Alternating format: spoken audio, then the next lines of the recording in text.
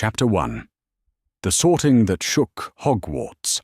Minerva McGonagall had overseen 47 start-of-term feasts in her tenure at Hogwarts, but none had prepared her for this moment.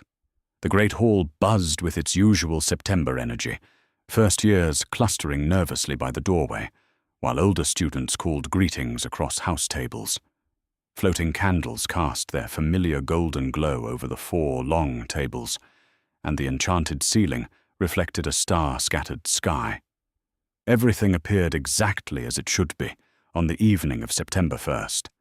Everything except the small boy standing at the far end of the line of first years. Harry Potter.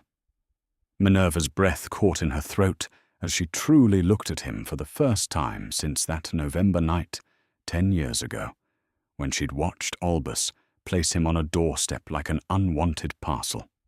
The child before her bore so little resemblance to the healthy baby, she remembered that for a moment she wondered if there had been some mistake. Harry Potter was tiny, not merely short for his age, but genuinely malnourished, his clothes hanging off his narrow frame like fabric draped over a scarecrow. The hand-me-down robes were clearly Dudley Dursley's cast-offs. She could tell by the way the boy kept tugging at the sleeves that fell past his fingertips and the collar that gaped around his thin neck. His shoes were cracked and too large, held on by what appeared to be carefully knotted string. But it was his face that made her stomach clench with a cold fury she hadn't felt in decades. Harry's green eyes, Lily's eyes, darted constantly around the room like a hunted animal seeking escape routes. When the boy next to him had stumbled and bumped his shoulder, Harry had flinched so violently that he'd nearly knocked over the girl behind him. His hands, she noticed, bore small scars across the knuckles, and there was something about the way he held himself that spoke of someone far too accustomed to making himself as small and invisible as possible. Professor McGonagall. Hagrid's voice seemed to come from very far away. Ready for the sorting? She realized she'd been staring. The entire Great Hall was watching her expectantly, the sorting hat poised in her hands. She managed a curt nod, though her fingers trembled slightly as she unrolled the parchment containing the first year's names. When I call your name, she announced, her voice carrying clearly through the hall despite the tumult in her chest, you will put on the hat and sit on the stool to be sorted into your houses. The sorting proceeded normally for the first several students. Abbott, Hannah, became a Hufflepuff to cheerful applause. Bones Susan joined the same table. Minerva's training took over, the familiar ritual providing a thin veneer of normalcy while her mind raced. She had watched the Dursleys all day on November 1st, 1981. She had seen Vernon Dursley kick a cat and shout at his wife. She had witnessed Petunia Dursley snatch sweets from her toddling son's hands with casual cruelty, and she had observed little Dudley himself throwing a tantrum that involved hitting and kicking when he didn't get his way. They're the worst sort of muggles imaginable, she had told Albus that night. They hate anything different. They hate magic. They'll never understand Harry, never accept him. And Albus had smiled that infuriating grandfatherly smile and told her about blood protection, about love, about how Petunia's blood would keep Harry safe. Granger Hermione was sorted into Gryffindor, her face bright with nervous excitement as she practically ran to the table beneath the red and gold banners. Minerva's eyes found Harry again.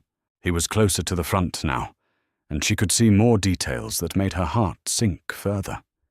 His hair, already unruly by nature, showed signs of irregular cutting, as if someone had hacked at it with kitchen shears.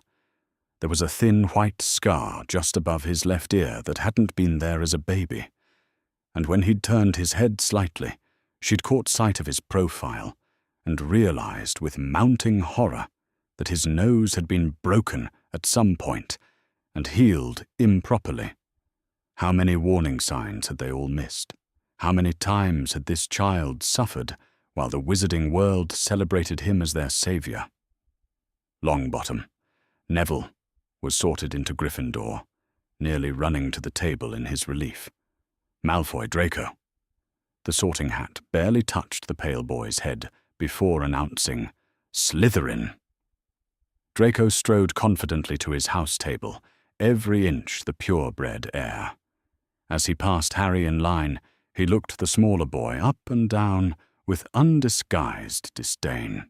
"Rough crowd they're letting in these days," Draco murmured, just loud enough for nearby students to hear.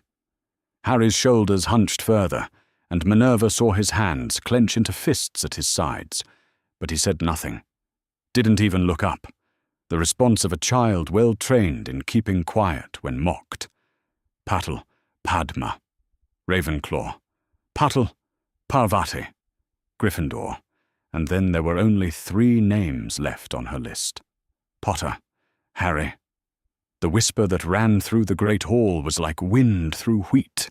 Every head turned toward the small, thin boy in oversized robes, who had begun walking toward the stool with careful, measured steps. Minerva could see the exact moment when the lightning bolt scar became visible through his messy fringe, and the whispers became a roar. Can it really be? Harry Potter, I thought he was dead. Look how thin he is. Harry climbed onto the stool, and Minerva placed the sorting hat gently on his head. It slipped down over his eyes, far too large for his small skull, and for a moment she was close enough to see what she'd missed from the teacher's table. Bruises, faded yellow-green marks around his wrists like finger impressions, a thin line of scar tissue along his jaw, and his clothes, now that she could see them up close, weren't just too large. They were ancient, patched, and held together with what appeared to be safety pins in several places. Interesting, the sorting hat murmured, loud enough for her to hear. Very interesting indeed. I see great courage here, and a good heart. But oh my, what you've endured, young Potter. Such treatment from those meant to care for you. Harry's small hands gripped the edges of the stool, his knuckles white.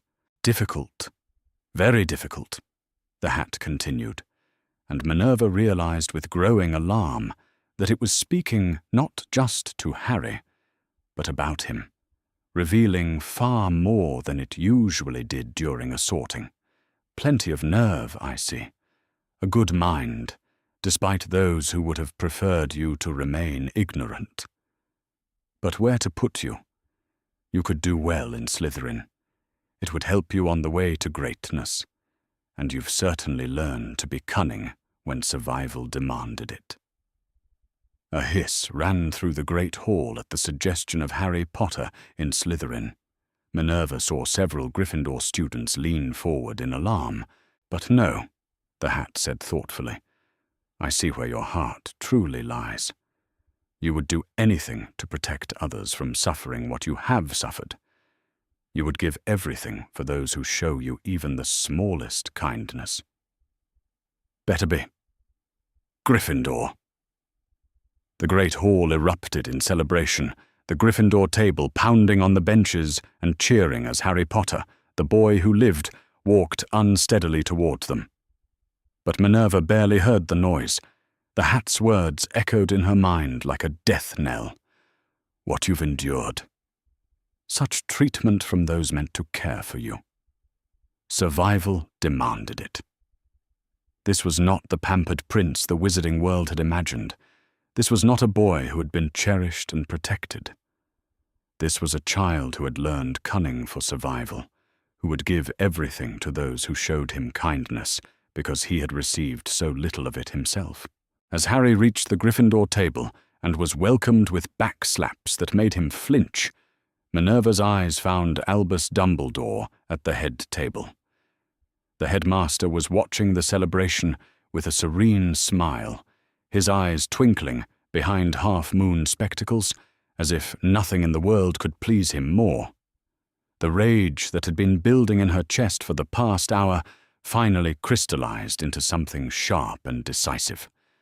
Thomas Dean and Weasley Ronald were sorted into Gryffindor in rapid succession.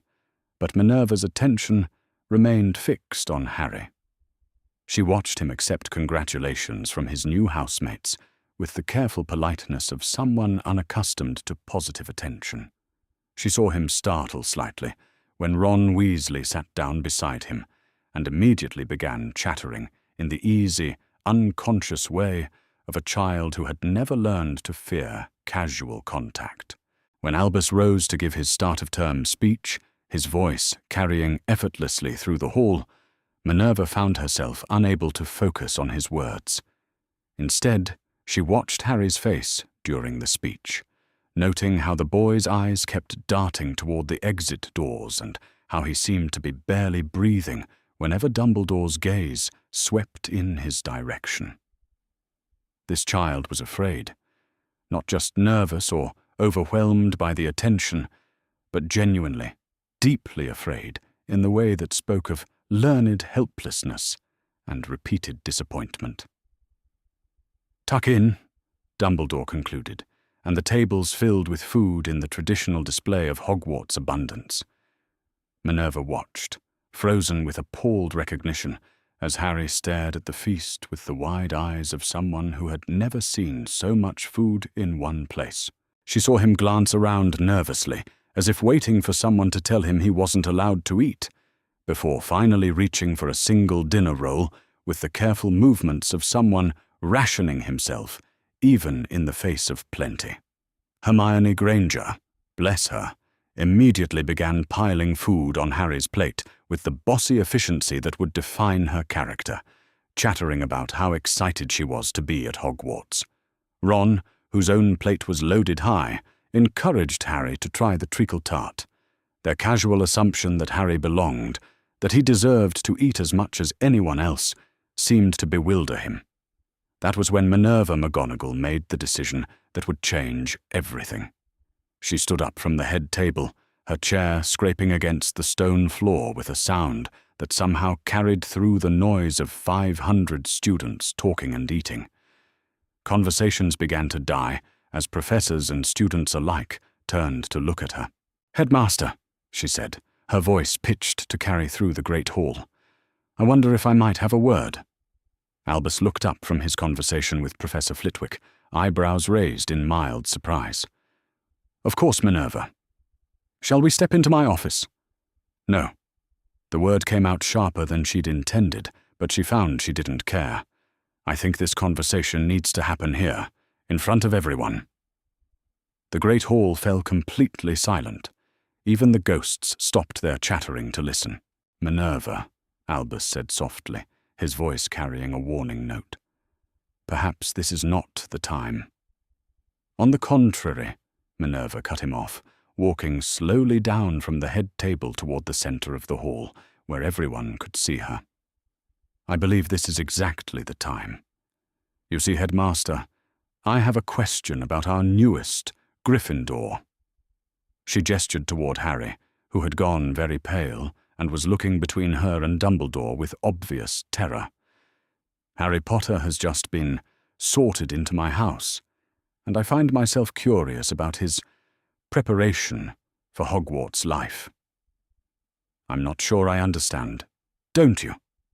Minerva's voice was deceptively calm, but anyone who knew her well would recognize the danger in her tone. "Because I'm looking at a child who flinches when touched, a child who stares at food as if he's never seen such abundance, a child wearing clothes that are 3 sizes too large and held together with safety pins." The silence in the great hall was absolute now. Every student was staring, and Minerva could see several teachers leaning forward with growing concern. "Now," she continued, her voice carrying clearly to every corner of the vast room, "you might think these are simply the signs of a humble upbringing. But you see, Albus, I remember a conversation we had 10 years ago. I remember warning you about the Dursleys. I remember spending an entire day watching them, and I remember telling you they were the worst sort of muggles imaginable." Dumbledore's face had gone very still. "Minerva, please." "I remember," she continued relentlessly. watching Vernon Dursley kick a cat and verbally abuse his wife. I remember seeing Petunia Dursley treat her own infant son with casual cruelty. I remember telling you that they would never understand Harry, never accept him, and I remember your assurance that love would protect him." She turned to face the entire hall, her voice rising. "Well, I'm looking at the results of that protection, and I find myself wondering what exactly you thought love looked like." The explosion of whispers and shocked exclamations that followed was deafening. Students were turning to stare at Harry, who looked as if he wanted to disappear entirely. Several teachers had stood up from the head table, looking between Dumbledore and McGonagall with alarm. "Enough!" Dumbledore's voice boomed through the hall, magically amplified. "Professor McGonagall, you are out of line." "Am I?" Minerva pulled a folded piece of parchment from her robes, her Hogwarts contract, the one that bound her to this institution and to the wizard who led it. "Because I think the person who is out of line is the one who placed a child with relatives he knew to be abusive and then ignored that child's welfare for 10 years. She looked directly at Harry, whose green eyes were wide with shock and something that might have been hope. "Harry," she said gently, "have the Dursleys been kind to you?"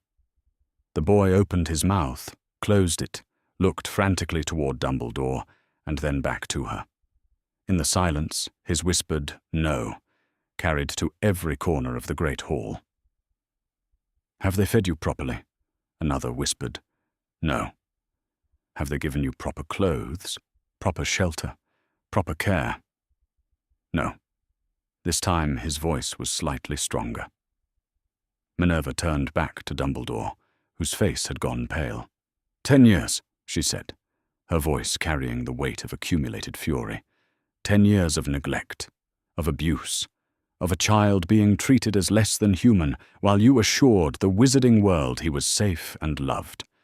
She held up her contract, and with a gesture that seemed to ring through the stunned silence, she tore it cleanly in half.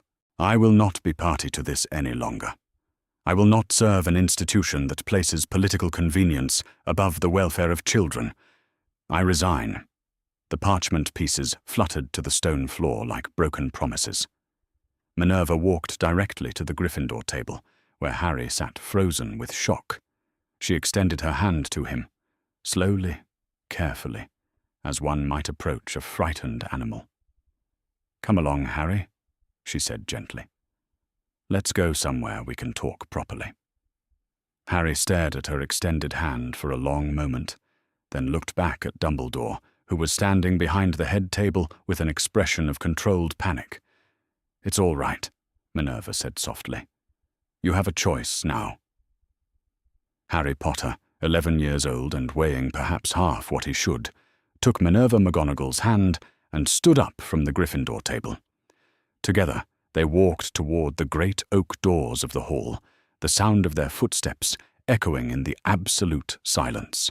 500 students and dozens of teachers watched in stunned disbelief as Professor McGonagall, Deputy Headmistress of Hogwarts, head of Gryffindor House, and one of the most respected witches in Britain, walked out of her own school with Harry Potter's small hand clasped firmly in hers. Behind them, chaos erupted as students began shouting questions, teachers rushed toward Dumbledore, and the carefully orchestrated celebration of Harry Potter's return to the wizarding world collapsed into the beginning of something far more honest and infinitely more complicated.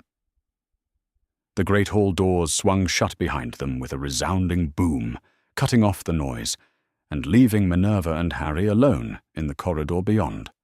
For the first time in 10 years, Harry Potter was exactly where he belonged, in the care of someone who would put his welfare above everything else. Chapter 2. Emergency Protocols. The sensation of apparition was nothing like Harry had imagined it would be. One moment he was standing in the entrance hall of Hogwarts, his hand clasped firmly in Professor McGonagall's, and the next he felt as though he were being squeezed through a very tight tube while the world spun around him in a kaleidoscope of colors and sensations. When his feet touched solid ground again, his knees buckled, and he would have fallen if not for McGonagall's steadying grip. "Easy, dear," she murmured, her voice gentler than he'd ever heard it during their brief interactions before tonight. "Apparition takes some getting used to. Take a moment to breathe."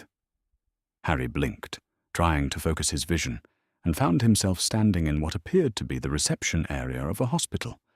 The walls were a soothing pale green, and the air smelled strongly of antiseptic potions and cleaning solutions. Witches and wizards in lime green robes moved purposefully through the corridors, some levitating patients on floating stretchers, others consulting charts that wrote themselves. "Where are we?" Harry asked, his voice barely above a whisper. "St. Mungo's Hospital for Magical Maladies and Injuries," McGonagall replied, guiding him toward the reception desk. "We need to have you properly examined, Harry. I suspect there are things that need immediate medical attention." The witch behind the reception desk looked up as they approached. She was middle-aged, with greying hair pulled back in a severe bun, and her eyes widened slightly as she recognized McGonagall. "Professor McGonagall, what brings you to St. Mungo's at this hour?" "Emergency examination for this child," McGonagall replied crisply. "I need your most experienced healer, and I need complete documentation of all findings.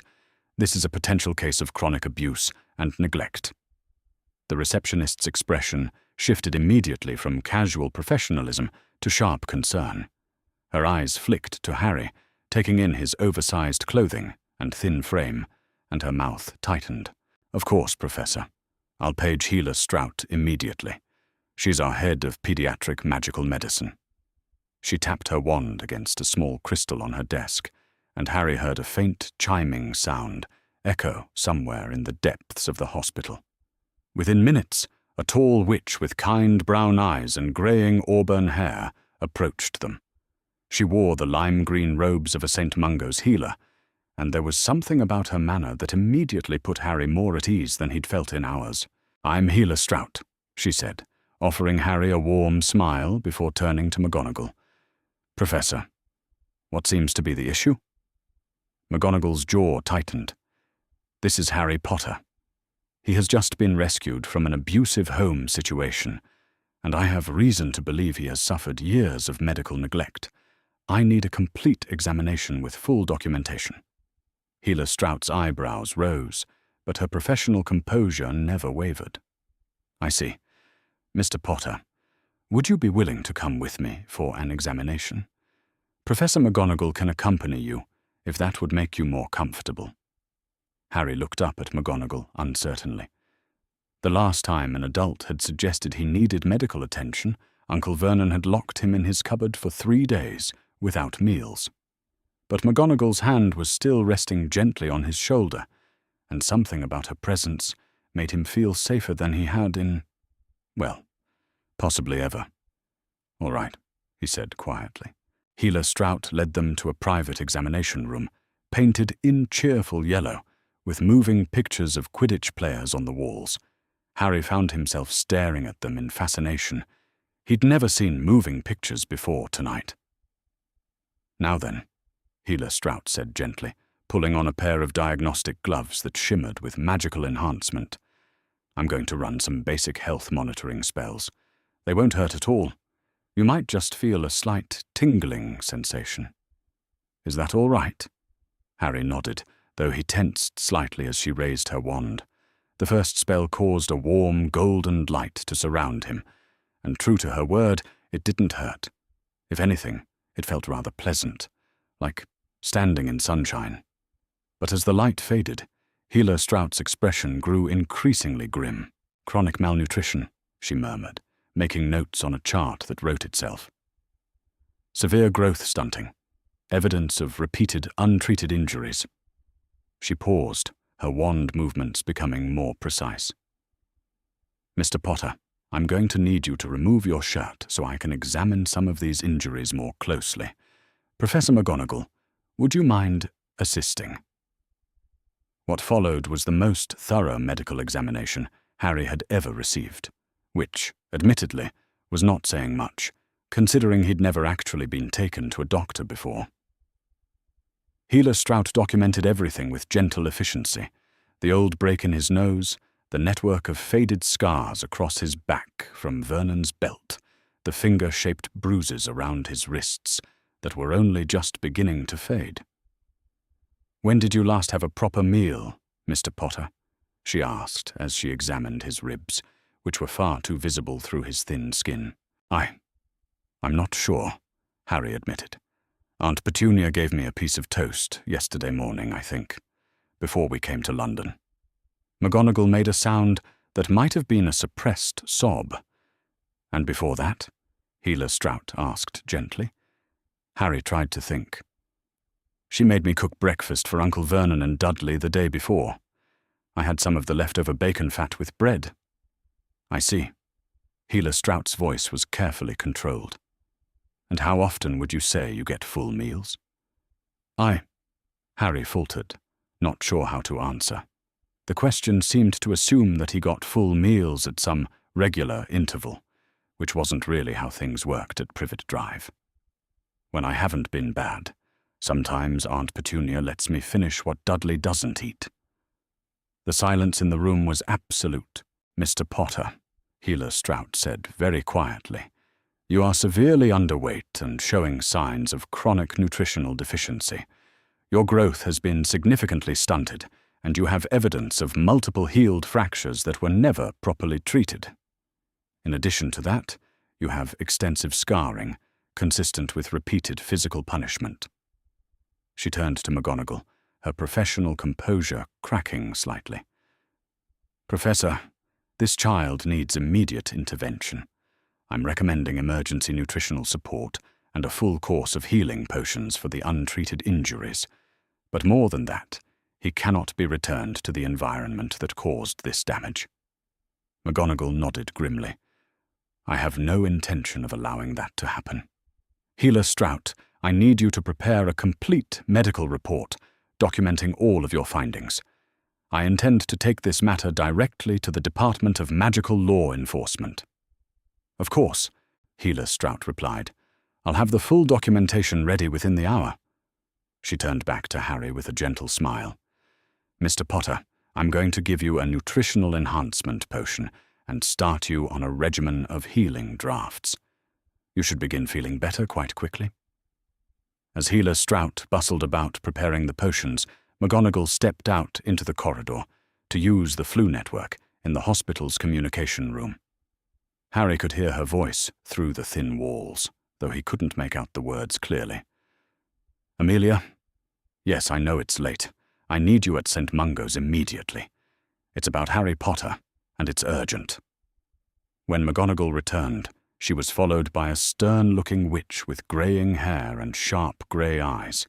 The woman wore dark burgundy robes with the badge of the Department of Magical Law Enforcement pinned prominently to her chest.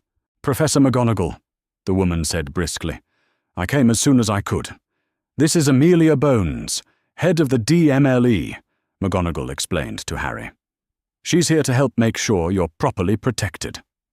Madam Bones studied Harry with the sharp eyes of someone accustomed to seeing the worst of human behavior. Her expression grew increasingly thunderous as she took in his appearance. "Healer Strout," she said without preamble, "the examination is complete, Madam Bones. I have full documentation ready." Healer Strout handed over a thick file. "The findings are extensive." Bones opened the file and began reading, her jaw tightening with each page. Chronic malnutrition, untreated fractures, scarring consistent with systematic physical abuse. She looked up at Harry with something that might have been compassion. "Mr. Potter, I want you to know that what has happened to you is not acceptable. And it's not your fault." Harry blinked in surprise. No adult had ever said anything like that to him before. "Now," Bones continued, "I need to understand the current situation. Professor McGonagall, you removed Mr. Potter from Hogwarts this evening?" "I resigned my position and removed Harry from what I perceived to be a dangerous situation," McGonagall replied firmly. "I have reason to believe that Dumbledore has been aware of Harry's treatment and has chosen to ignore it for his own purposes." Before Bones could respond, There was a commotion in the corridor outside. Harry heard raised voices, including one he recognized with a sinking heart. "Demand to see the boy immediately! This is a gross overreach of authority!" The examination room door burst open, and Albus Dumbledore strode in, his usually serene expression replaced by barely controlled agitation. He was followed by two ministry officials Harry didn't recognize. "Ah, Amelia," Dumbledore said, his voice carefully modulated, but with an edge Harry had never heard before. "I'm so glad you're here. There seems to have been a misunderstanding." "The only misunderstanding," Bones replied coldly, "is how a child under magical Britain's protection was allowed to suffer systematic abuse for 10 years while certain people looked the other way." Dumbledore's eyes flicked to Harry, then to the medical file in Bones's hands. "I'm sure there are explanations." "There are indeed explanations," McGonagall interjected sharply, "beginning with your decision to ignore my warnings about the Dursleys in 1981 and continuing with your apparent policy of never checking on Harry's welfare. The blood protections do not excuse child abuse," Bones cut him off. "Mr. Potter is being placed in protective custody, pending a full investigation. That is not negotiable." Dumbledore straightened to his full height, and for a moment his genial mask slipped entirely. "I'm afraid I cannot allow that. Harry's safety depends on—" "His safety?" McGonagall's voice was dangerously quiet. "His safety, Albus? Look at him. Really look at him. This is what your version of safety looks like." The tension in the room was so thick, Harry felt like he could barely breathe.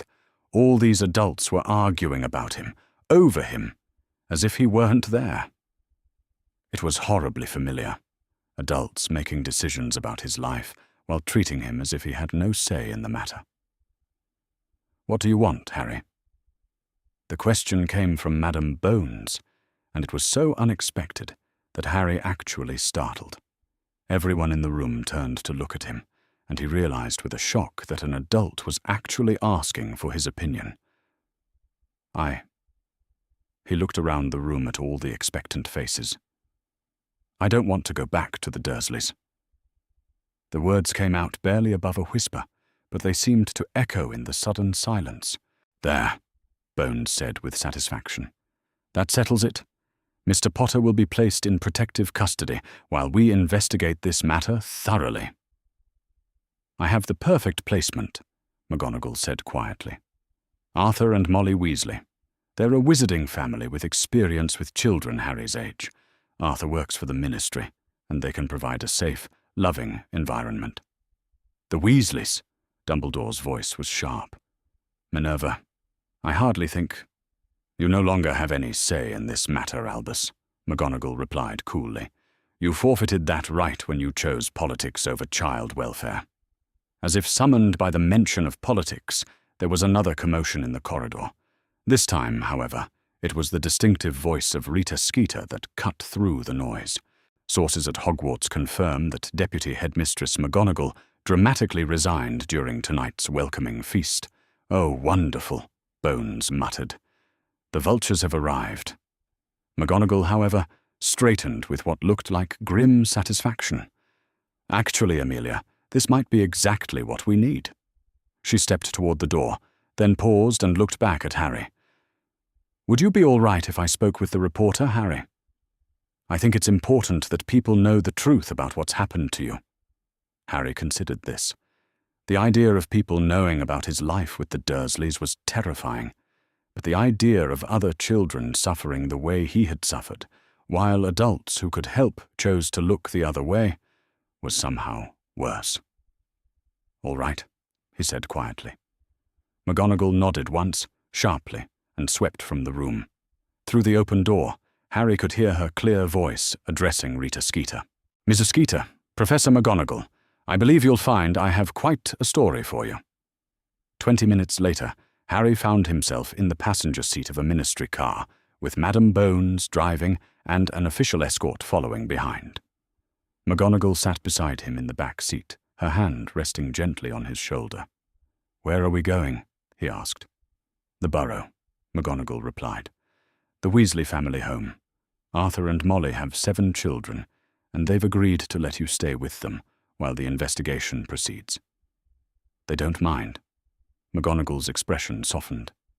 Harry, when Molly Weasley heard what had happened to you, she said she would hex anyone who tried to prevent her from taking you in.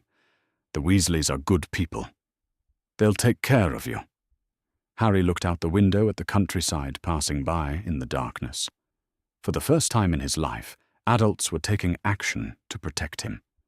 People were angry on his behalf. Someone had quit their job rather than continue to be part of a system that had failed him. It was overwhelming and terrifying, and wonderful all at once. "Professor?" he said quietly. "Yes, Harry." "Thank you." McGonagall's hand tightened gently on his shoulder. "You never need to thank anyone for doing what should have been done 10 years ago, my dear boy. But you're welcome." Through the car window, Harry could see lights ahead, a rambling, improbable house that seemed to be held up by magic alone. The Burrow, his first real home. Behind them, the lights of London faded into the distance, along with the old life that had nearly broken him. Ahead lay uncertainty. But for the first time in Harry's memory, it was an uncertainty filled with possibility rather than dread. Chapter 3. Questions in the Burrow. Harry had never seen a house quite like the Burrow. It was tall and crooked and wonderful in a way that defied everything he'd thought he knew about how buildings were supposed to work. Windows jutted out at improbable angles, and the whole structure seemed to lean slightly to the left, as if it were listening to some fascinating conversation happening just out of sight.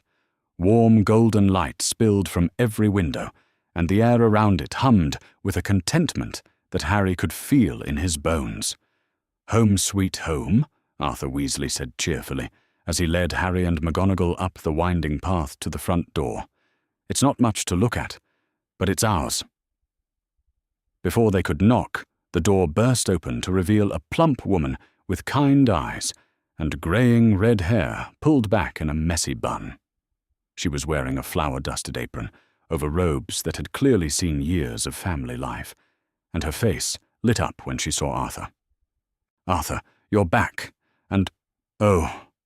Her words died as her eyes fell on Harry, and her expression shifted through surprise, recognition, and then something that looked like barely suppressed fury. "Oh, you poor dear child." "Molly," McGonagall said gently, "this is Harry Potter." "Harry Potter indeed," Molly Weasley muttered, her hands already reaching for him with the instinctive gesture of a mother who had spent decades tending to children's hurts. She stopped just short of touching him, though, as if sensing that he might not be ready for that kind of contact. "Look at you, just look at you." Harry shifted uncomfortably under her scrutiny, acutely aware of his oversized clothes and the way his ribs showed through the thin fabric of Dudley's cast-off shirt. But there was no disgust in Molly's expression, no irritation at his appearance. Instead, there was a kind of fierce maternal anger that wasn't directed at him at all. "Those absolute monsters," she said quietly, her voice shaking with suppressed rage. "Arthur, look at this child. He's nothing but skin and bones." "I know, love," Arthur replied sadly. "Professor McGonagall filled me in on the drive here. It's worse than we thought." "Worse than—" Molly began, then seemed to collect herself. "Right. Well, we'll discuss that later. Harry, dear, you must be exhausted. And hungry. When did you last eat a proper meal?" Harry looked to McGonagall uncertainly. He'd answered this question at St. Mungo's, but repeating it felt somehow shameful, as if admitting to his hunger was admitting to some fundamental inadequacy on his part. "It's all right," McGonagall said softly. "Mrs. Weasley is asking because she wants to help." I had some bread yesterday morning," Harry said quietly, "before we went to Diagon Alley." The silence that followed was deafening. Harry could see Molly's hands clenching into fists at her sides, and Arthur's face had gone very pale. "Yesterday morning," Molly repeated, her voice carefully controlled. "It's past midnight now, dear. You haven't eaten in over 18 hours. "Oh," Harry said, not sure how to respond to that. 18 hours wasn't really very long at all, by Dursley standards. He'd gone much longer without food when he'd been particularly bad. "Right," Molly said briskly, and Harry could hear her forcing cheerfulness into her voice. "Well, that's easily remedied. Come in. Come in, all of you. I've got soup on the stove and fresh bread cooling, and there's plenty for everyone." The interior of the Burrow was just as wonderful as Harry had hoped it would be. The kitchen was clearly the heart of the home, with a large wooden table surrounded by mismatched chairs and copper pots hanging from hooks on the walls. Everything looked lived in and loved, from the slightly scorched tea towels to the collection of family photographs that covered nearly every available surface. But what struck Harry most was the warmth.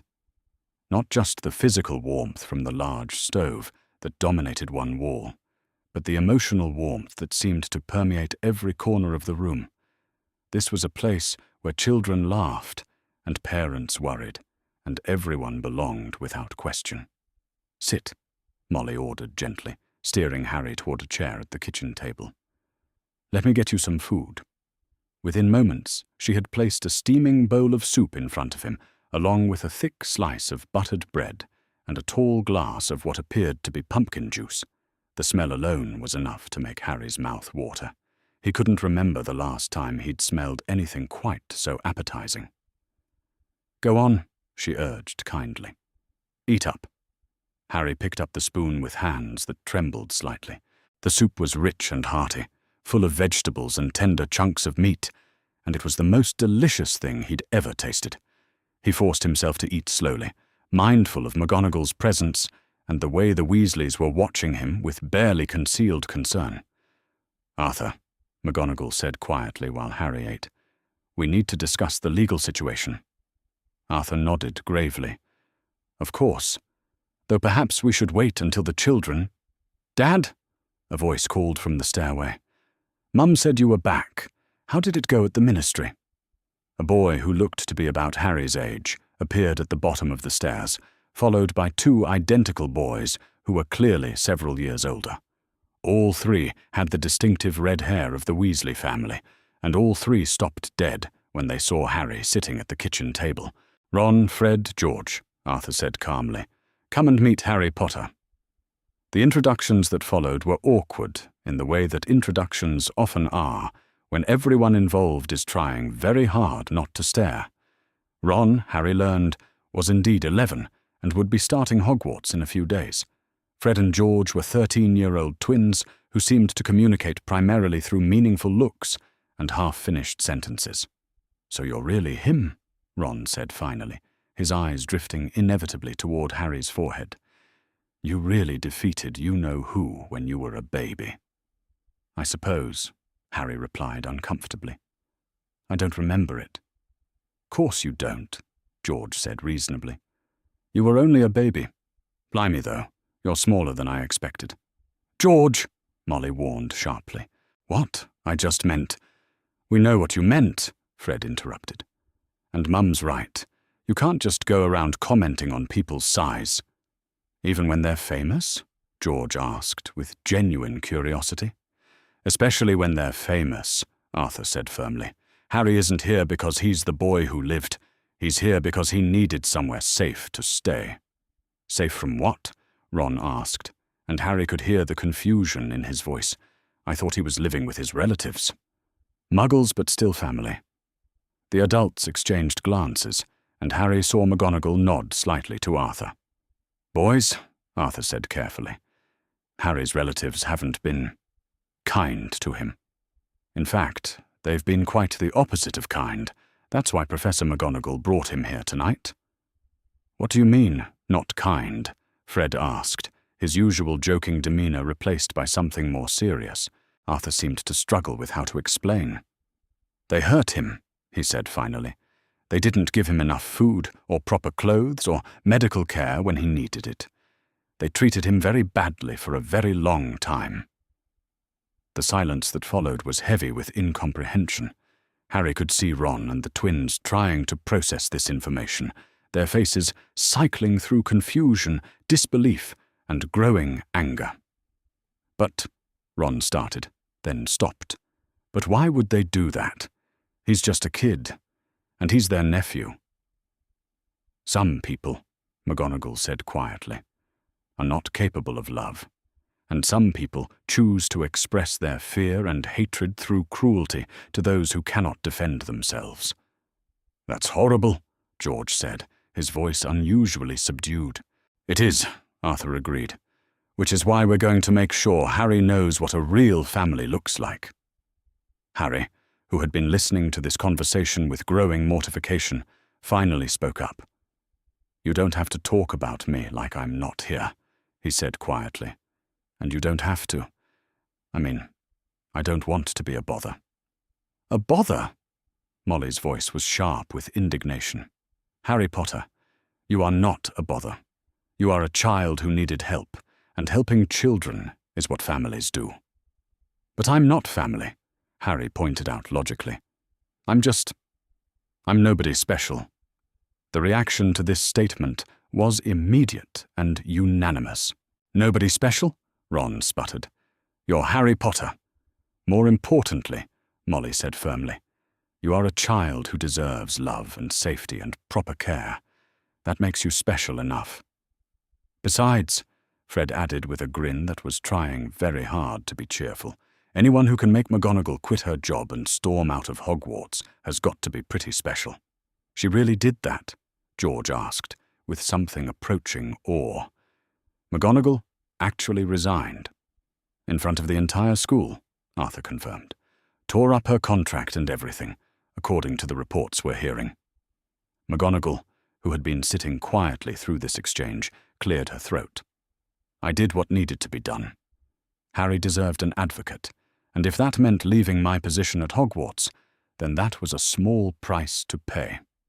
Harry stared at her in amazement. "But you loved teaching. I could tell, even just from tonight. Why would you give that up for me?" "Because," McGonagall said simply, "some things are more important than careers, and a child's welfare is certainly one of them."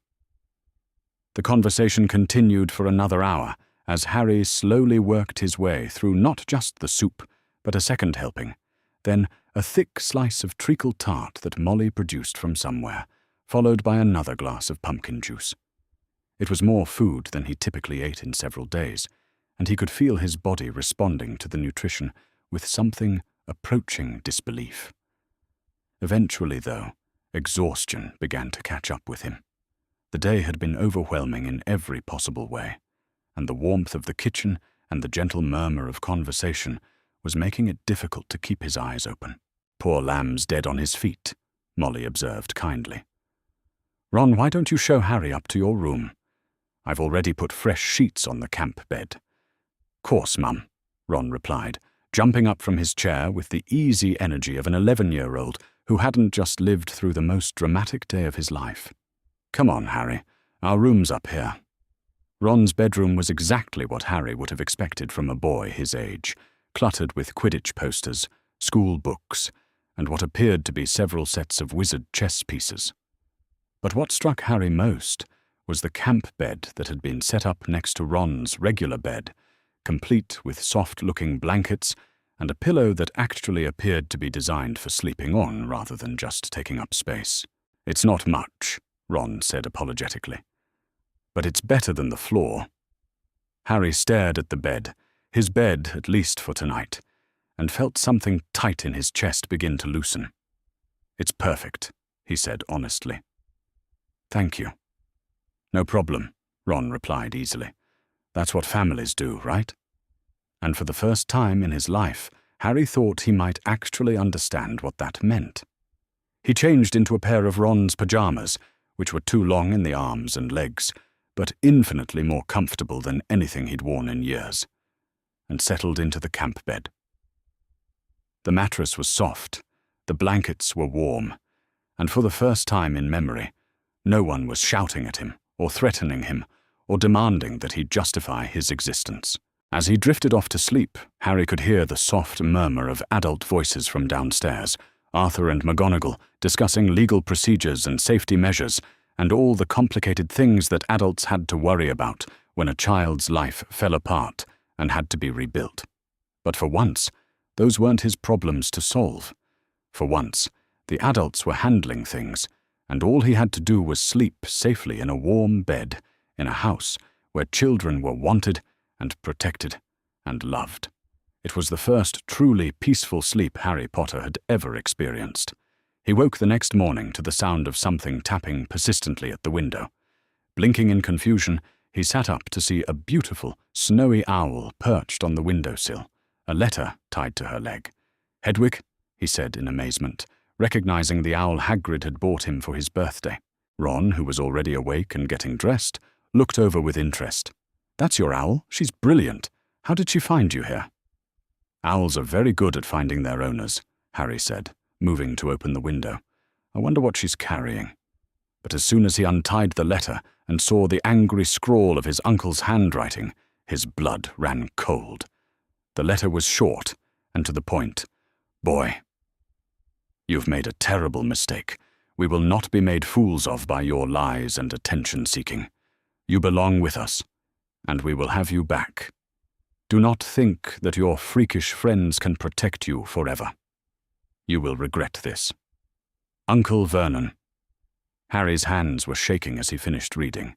Even here, even surrounded by people who claimed to care about him, the Dursleys could still reach him. They could still make him afraid. "Harry?" Ron's voice seemed to come from very far away. "What's wrong? You've gone all white." Harry wordlessly handed over the letter. Ron read it quickly, his expression growing darker with each line. "Blimey," he said finally. "What a right nasty piece of work. But Harry, you know he can't actually do anything, right? You're safe here." "Am I?" Harry asked, and he hated how small his voice sounded. "What if they try to take me back? What if—" "Harry!" The voice came from the doorway, where McGonagall stood with a cup of tea in her hands and an expression of infinite patience on her face. "I heard Hedwig arrive. What has happened?" Ron handed her the letter without a word. McGonagall read it once, twice, then folded it carefully and placed it in her pocket. "Right," she said briskly. "This goes directly to Amelia Bones as evidence. And Harry, I want you to listen to me very carefully." She sat down on the edge of Ron's bed and looked directly into Harry's eyes. "Vernon Dursley is a bully and a coward. He has spent 10 years terrorizing a child because he knew the child had no one to protect him. But that has changed now. You have advocates, you have legal protection, and you have people who will fight for you. He cannot hurt you anymore." "But what if—" "No," McGonagall said firmly. "There are no what-ifs. The law is on your side. The evidence is overwhelming, and Vernon Dursley is about to discover that there are consequences for his actions." She stood up and smoothed her robes with the brisk efficiency that had made her such an effective teacher for so many years. "Now then, Mrs. Weasley has breakfast ready downstairs, and I believe she's made your favorite treacle tart again. Shall we go down and show Vernon Dursley exactly how little power he has over your happiness?" Harry looked at the letter one more time, then at McGonagall's determined face, then at Ron, who was nodding encouragingly. For the first time in his life, he wasn't facing his fears alone. "All right," he said, and meant it. "Let's go have breakfast." Chapter 4. The Prophet's War. The first owl arrived just as the Weasley family was sitting down to breakfast. Harry looked up from his plate of eggs and bacon, more food than he would normally eat in a week, and Molly kept encouraging him to take more, as a large brown owl swooped through the kitchen window and dropped a copy of the Daily Prophet directly onto Arthur's marmalade. "Bit early for the post," Arthur observed mildly, but Harry could see tension in the set of his shoulders as he unfolded the newspaper. His expression grew increasingly grim as he read the front page, and after a moment he set it down with a heavy sigh. "What is it, dear?" Molly asked, though from her tone Harry suspected she already knew. "It started," Arthur said simply, turning the paper so they could all see the headline. "Shocking abuse of the boy who lived.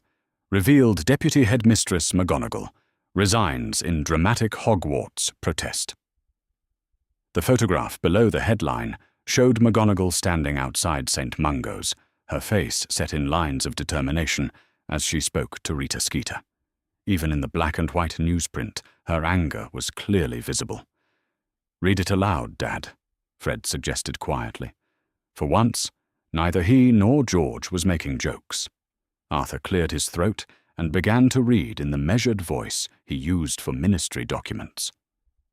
In an unprecedented display of moral courage, Professor Minerva McGonagall, Deputy Headmistress of Hogwarts School of Witchcraft and Wizardry, dramatically resigned her position last night after publicly exposing the systematic abuse suffered by Harry Potter at the hands of his Muggle relatives.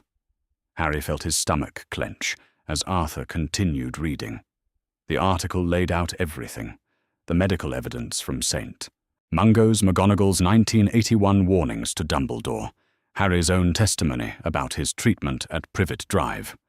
Rita Skeeter had apparently decided that accuracy was more important than sensationalism, because every detail was correct and devastating. Professor McGonagall stated that she could no longer, in good conscience, serve an institution that prioritized political considerations over child welfare, Arthur read. When asked about Headmaster Dumbledore's role in Mr. Potter's placement with abusive relatives, Professor McGonagall declared, "Albus Dumbledore was explicitly warned about the Dursley family's character and chose to ignore those warnings. The result is 10 years of systematic abuse of the most famous child in Wizarding Britain. That is unconscionable." "She really said that?" Ron asked in amazement. "About Dumbledore?" "Apparently so," Arthur replied, his voice troubled. "And there's more." The article went on to quote extensively from Harry's medical records, detailing the evidence of chronic malnutrition, untreated injuries, and scarring consistent with repeated physical punishment. It described his appearance at the welcoming feast, his obvious fear and malnourishment, and the dramatic moment when McGonagall had torn up her contract in front of the entire school. Healer Strout of St. Mungo's confirmed that Mr. Potter's condition was consistent with years of systematic neglect and abuse, Arthur continued. "This child has been failed by every adult who was supposed to protect him," Healer Strout stated. "The level of medical neglect alone constitutes criminal endangerment." Harry stared down at his plate, unable to meet anyone's eyes. Seeing his private humiliations laid out in print for the entire wizarding world to read made him feel exposed and ashamed, even though he knew intellectually that none of this was his fault. "It's not right," he said quietly. "Everyone's going to know. Everyone's going to look at me and think—" "They're going to think that you're incredibly brave," Molly interrupted fiercely, "and that the adults who were supposed to protect you failed miserably." Before Harry could respond, 3 more owls flew through the window in quick succession, each carrying newspapers. Arthur spread them out on the table with growing amazement. Which Weekly had a screaming headline, "Blood Protection or Blood Betrayal? The Truth About Harry Potter's Decade of Suffering." The Quibbler, a publication Harry had never heard of, proclaimed, "Ministry complicity in child abuse, scandal exposed." Even the normally staid Wizarding Wireless News had devoted their entire front page to the story. "Merlin's beard," Arthur breathed. "It's in every publication.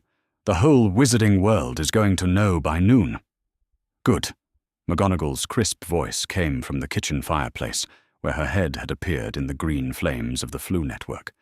"It's past time the truth came out. Arthur, how is Harry this morning?" "I'm fine, Professor," Harry said quickly, though his voice sounded thin even to his own ears. McGonagall's expression softened slightly. "It's difficult, having one's private pain made public. But Harry, you must understand. This publicity is your protection. The more people who know what happened to you, the more impossible it becomes for anyone to send you back to the Dursleys." "Dumbledore's not going to like this," Arthur observed. "No," McGonagall agreed with grim satisfaction. "I rather suspect he's having a very difficult morning indeed." She was right. Even as McGonagall's head disappeared from the fireplace, another owl arrived carrying what appeared to be an official ministry statement. Arthur opened it and read aloud. Headmaster Albus Dumbledore issued the following statement this morning. I am deeply saddened by the allegations that have been made regarding Harry Potter's care. While I have always been concerned for his welfare, I was assured by those in positions of authority that he was being properly cared for. I was monitoring the situation closely and had planned to intervene if necessary. The safety and well-being of our students remains my highest priority. Monitoring the situation? Molly's voice was dangerously quiet. He was monitoring a child being starved and beaten? It gets worse, Mum, George said, looking up from a copy of Witch Weekly. Listen to this editorial. For too long, the wizarding world has accepted Dumbledore's assurances about Harry Potter's welfare without question. We now know that those assurances were false. The question we must ask ourselves is, what else has Dumbledore been wrong about? The kitchen fell silent as the implications of that statement sank in. If the wizarding public was beginning to question Dumbledore's judgment about Harry, it wouldn't be long before they started questioning his judgment about other things as well. There's going to be a political firestorm, Arthur said heavily. The ministry will have to respond. There'll be investigations, hearings. And there bloody well should be, Molly declared. A child was tortured for 10 years, while everyone who could have helped chose to look the other way. Over the next hour, the Owl Post turned into a veritable avalanche. Howlers began arriving, not directed at Harry, but apparently being delivered to Dumbledore via every address anyone could find. The red envelopes screamed as they flew overhead, and through the kitchen window they could hear fragments of angry voices. Disgusted by your negligence! Resign immediately! How dare you claim to protect children? But it wasn't just angry letters. Harry received dozens of packages and notes from witches and wizards he'd never met, all expressing concern and support. A group of St. Mungo's healers sent a basket of healing potions and nutritional supplements. The proprietor of Florian Fortescue's ice cream parlor sent an assortment of ice creams with a note saying they were on the house for as long as Mr. Potter needs them. Even the Goblin Liaison Office sent an official letter stating that Gringotts was prepared to provide financial support for Harry's legal proceedings. Look at this one, Ron said, holding up a letter written in elegant script. It's from someone called Andromeda Tonks. Arthur's eyebrows shot up. Andromeda Tonks? Well, I haven't heard that name in years. Who is she? Harry asked. She was born a black, Arthur explained.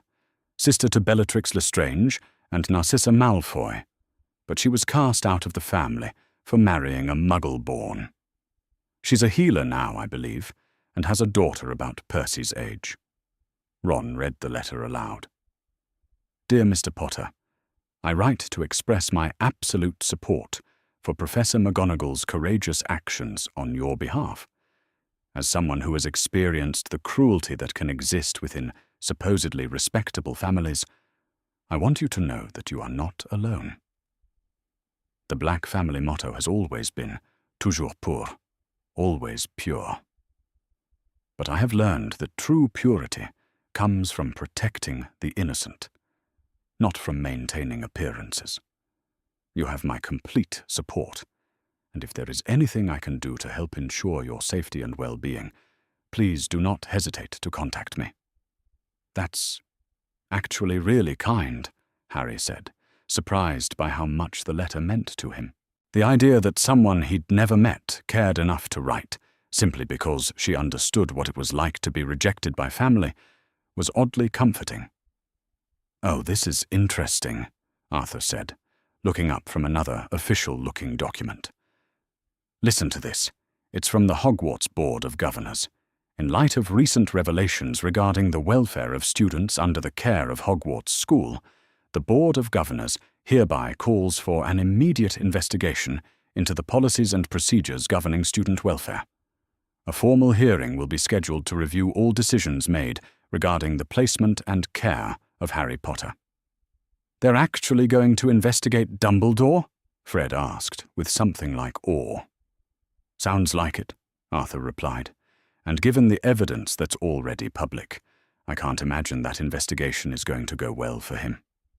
The morning continued in a whirlwind of letters, newspapers, and increasingly frantic official communications. By midday, it was clear that the story had completely dominated Wizarding Britain's attention. The wireless was broadcasting nothing but coverage of what they were calling the Potter affair, and even the Muggle News seemed to have picked up fragments of the story, though they were reporting it as a bizarre boarding school incident. The most significant development came just after lunch, when an official ministry owl delivered a formal summons. Arthur read it with growing amazement. Minister Fudge is calling an emergency Wizengamot session, he announced. Tomorrow morning. The subject is Inquiry into Allegations of Child Endangerment in the Placement of Harry James Potter. They're really going to put Dumbledore on trial? Ron asked, his voice filled with disbelief. Looks like it, Arthur said grimly. The political pressure must be enormous. No minister wants to be seen as protecting someone who may have been complicit in child abuse. What does this mean for Harry? Molly asked quietly. It means, McGonagall's voice came from the fireplace again as she flewed back through, that Harry is going to be the center of a very public legal proceeding, and it means that Dumbledore is finally going to face consequences for his actions. She stepped through into the kitchen, her robes slightly singed from flu travel, and looked directly at Harry with a mixture of concern and determination. Harry, I want you to understand what's happening. The story is out now, and there's no going back. The entire wizarding world is watching, and that means you're going to be scrutinized like never before. But it also means you're protected like never before. Dumbledore can't simply make you disappear back to Privet Drive. Too many people know the truth now. Is that why you gave the interview? Harry asked quietly. To make sure everyone would know? Partially, McGonagall admitted, but mostly because 10 years of silence was long enough. You deserve to have someone speak the truth about what happened to you. Another owl swooped through the window, this one carrying what appeared to be an expensive-looking letter sealed with green wax. Arthur opened it, and his face went very pale as he read. What is it now? Molly asked with weary resignation. It's from Lucius Malfoy, Arthur said slowly. He's expressing his concern for Harry's welfare and offering the full support of the Malfoy family in ensuring that justice is done for this grievous breach of trust. The kitchen fell completely silent. Malfoy. McGonagall's voice was sharp with suspicion. What's his angle? Political opportunism, I'd guess, Arthur replied. He sees a chance to damage Dumbledore publicly, and he's taking it. The fact that it involves helping Harry is just convenient. Should we be worried about that? Harry asked nervously. He didn't know much about Lucius Malfoy, but something about the name made him uneasy. Not worried exactly, Arthur said thoughtfully. But we should be aware that this situation is attracting attention from people who may not have your best interests at heart. Some people will support you because it's right, and others will support you because it serves their own purposes. As if to emphasize his point, the afternoon post brought letters from what seemed like every major political figure in Wizarding Britain. Minister Fudge sent a formal expression of concern and a promise of swift justice. The head of the Department for the Regulation and Control of Magical Creatures wrote to express solidarity with Harry as someone who had been treated as less than human. Even foreign dignitaries began sending messages of support. It's like the whole world's gone mad, Ron observed, looking around at the piles of letters that covered nearly every surface of the kitchen. No, McGonagall corrected gently. It's like the world has finally woken up to something that should never have been allowed to happen. She picked up one of the letters, a simple piece of parchment with childish handwriting, and read it aloud. Dear Harry Potter, my mummy says someone was mean to you for a very long time. That's not fair. I hope you have lots of friends now, and get to eat sweets whenever you want. Love, Katie, age 7. Harry felt tears prick at his eyes. Of all the official letters and political statements, this simple note from a child who barely understood the situation but knew it wasn't fair somehow meant the most. "You see," McGonagall said softly, "you're not alone anymore, Harry, and you never will be again." As evening approached and the owl post finally began to slow, Harry looked around the Weasley kitchen at the evidence of how completely his world had changed in just 24 hours. Yesterday morning, he'd been Harry Potter, the unwanted freak locked in a cupboard. Today, he was Harry Potter, the center of the biggest political scandal in Wizarding Britain in decades. It was overwhelming and terrifying and wonderful all at once. But most importantly, it was real. The truth was out, and there was no going back. For the first time in his life, Harry Potter was exactly where everyone could see him, and they were looking with eyes full of compassion instead of hatred. It changed everything. Chapter 5. Testimony before the Wizengamot. The courtroom in the depths of the Ministry of Magic was nothing like Harry had imagined it would be. He'd expected something grand and imposing, perhaps similar to the Great Hall at Hogwarts. Instead, he found himself in a circular stone chamber that felt ancient and cold, with rows of benches rising in tiers around a central floor, where a single chair sat under harsh magical lighting. The chair had chains attached to the arms, though they lay still and unthreatening for now. "It's going to be all right," McGonagall murmured beside him as they were escorted to seats in the gallery. "Just tell the truth, Harry. That's all anyone can ask of you." Harry nodded, though his mouth was dry and his hands were trembling slightly. Around them, the Wizengamot was assembling. 50 witches and wizards in plum-coloured robes, each wearing the silver W badge that marked them as members of the highest magical court in Britain.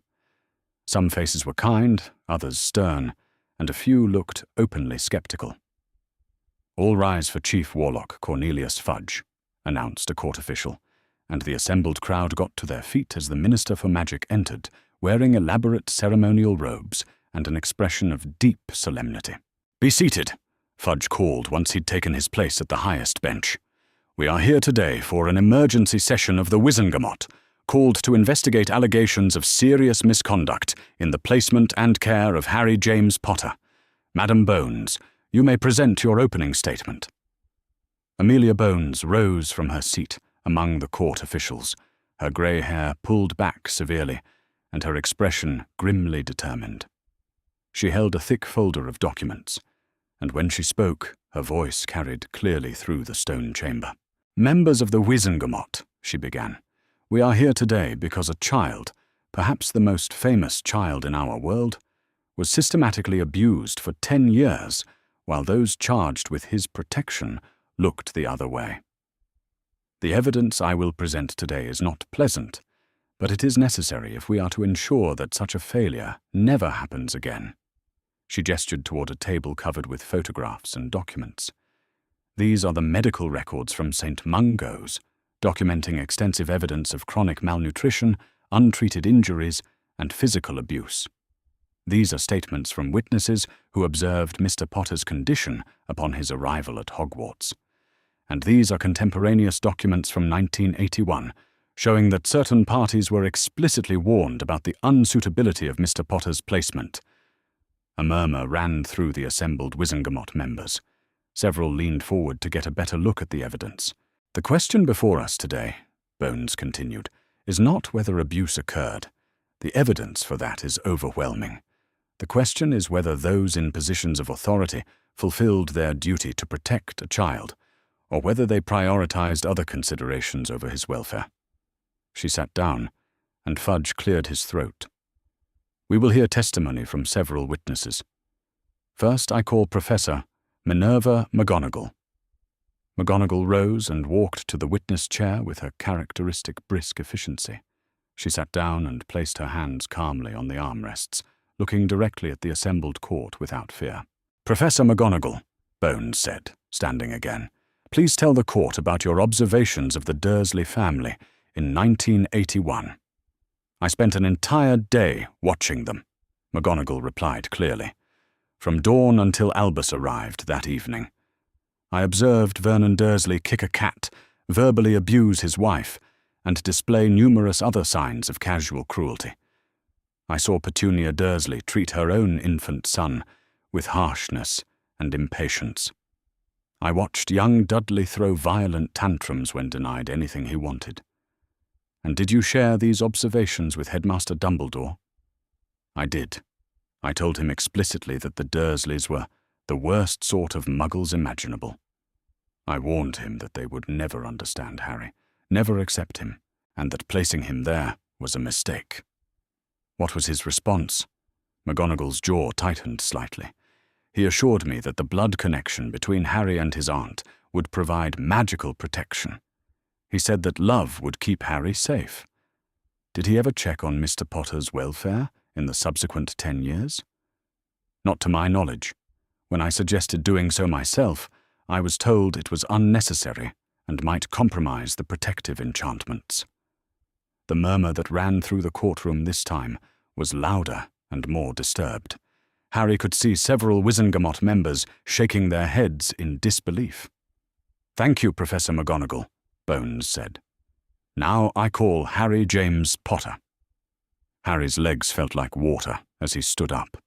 The walk to the witness chair seemed to take forever, and he was acutely aware of 50 pairs of eyes watching his every movement. When he sat down, the chains on the chair arms stirred slightly, but remained still. Apparently, they only activated for dangerous criminals. "Mr. Potter," Bones said gently, "I know this is difficult, but I need to ask you some questions about your life with the Dursley family. Before we begin, I want you to know that we will be using Veritaserum to ensure the accuracy of your testimony. Do you understand what that means?"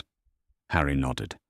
McGonagall had explained it to him that morning, a truth potion that would make it impossible for him to lie or even shade the truth.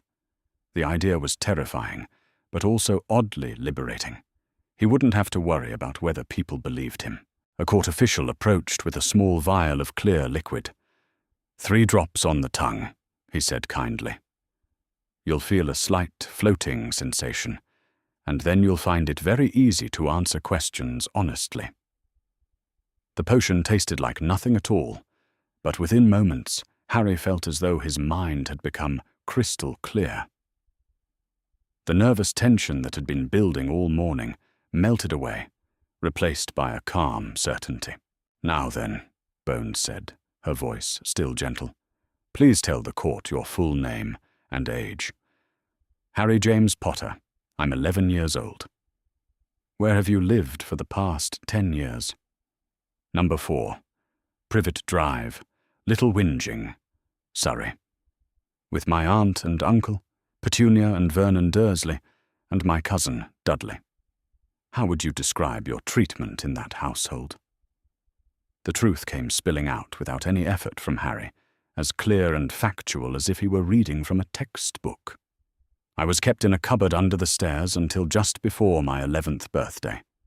I was given 1 meal a day, usually leftovers or scraps. I was beaten with a belt when I did magic accidentally, or when I didn't finish my chores fast enough. Uncle Vernon broke my nose when I was 8 because I made Aunt Marge's wine glass explode. I was locked in my cupboard for days at a time as punishment." The courtroom had gone completely silent. Harry could hear his own voice continuing, detached and clinical, describing a childhood of systematic cruelty. He talked about being forced to cook meals he wasn't allowed to eat, about being denied medical care when he was injured, about being told daily that he was worthless and unwanted. "I was told that my parents died in a car crash because they were drunk," he said, his voice still eerily calm thanks to the Veritaserum. "I was told that I was a burden and a freak, and that I should be grateful the Dursleys didn't leave me at an orphanage." Several Wizengamot members were visibly upset now. Harry could see tears in the eyes of an elderly witch in the front row, and a wizard near the back had his head in his hands. "Mr. Potter," Bones said, her own voice slightly shaky, "in all those 10 years, Did anyone from the wizarding world ever check on your welfare? No. The first wizard I ever met was Hagrid, when he came to take me to Diagon Alley for school. Did you ever try to tell anyone about your treatment? I tried to tell a teacher once, when I was 6. She said I was telling stories for attention. Uncle Vernon locked me in the cupboard for a week after that with no food. I learned not to tell anyone. The clinical detachment of the Veritaserum was beginning to wear off, and Harry could feel emotions starting to seep back in around the edges. The memories he'd just recounted with such matter-of-fact clarity began to hurt again, and he realized with growing horror that he'd just shared his most private pain with 50 strangers. "That's enough," a strong voice called from the Wizengamot benches, and Harry looked up to see an elderly witch with steel-grey hair and a formidable expression standing up. "The boy has given quite enough testimony. Any fool can see he's telling the truth, and forcing him to relive more of this trauma is unnecessary cruelty." "Thank you, Augusta," Fudge said quietly. "Mr. Potter, you may step down." Harry stood on unsteady legs, his face burning with shame and embarrassment. As he walked back to his seat, he could feel the weight of sympathetic stares from all around the courtroom. McGonagall squeezed his shoulder gently as he sat down, and he was grateful for the simple human contact. "I now call Albus Percival Wulfric Brian Dumbledore," Fudge announced. The atmosphere in the courtroom shifted as Dumbledore entered. Even after everything that had happened, he still commanded a certain presence, tall and imposing in his deep blue robes, his long silver beard neatly groomed, his blue eyes serious behind half-moon spectacles. But for the first time in Harry's memory, he looked diminished somehow, older and more fragile than the powerful wizard Harry had always thought him to be. Dumbledore took the witness chair without being offered Veritaserum, and Harry realized with a start that the truth potion was apparently not considered necessary for all witnesses. "Headmaster Dumbledore," Fudge began, his tone formal and cold, "you placed Harry Potter with his relatives in 1981. What was your reasoning for this decision?" "The protection of blood," Dumbledore replied, his voice carrying its usual calm authority. Lily Potter's sacrifice created powerful protective magic that would keep Harry safe as long as he could call his mother's blood kin home. The Dursleys were the only remaining family he had. "Were you aware of concerns about the Dursleys' suitability as guardians?" "Professor McGonagall did express some reservations," Dumbledore admitted. "However, I believed that the magical protection outweighed other considerations. Harry's safety from Death Eaters and Voldemort's potential return was paramount."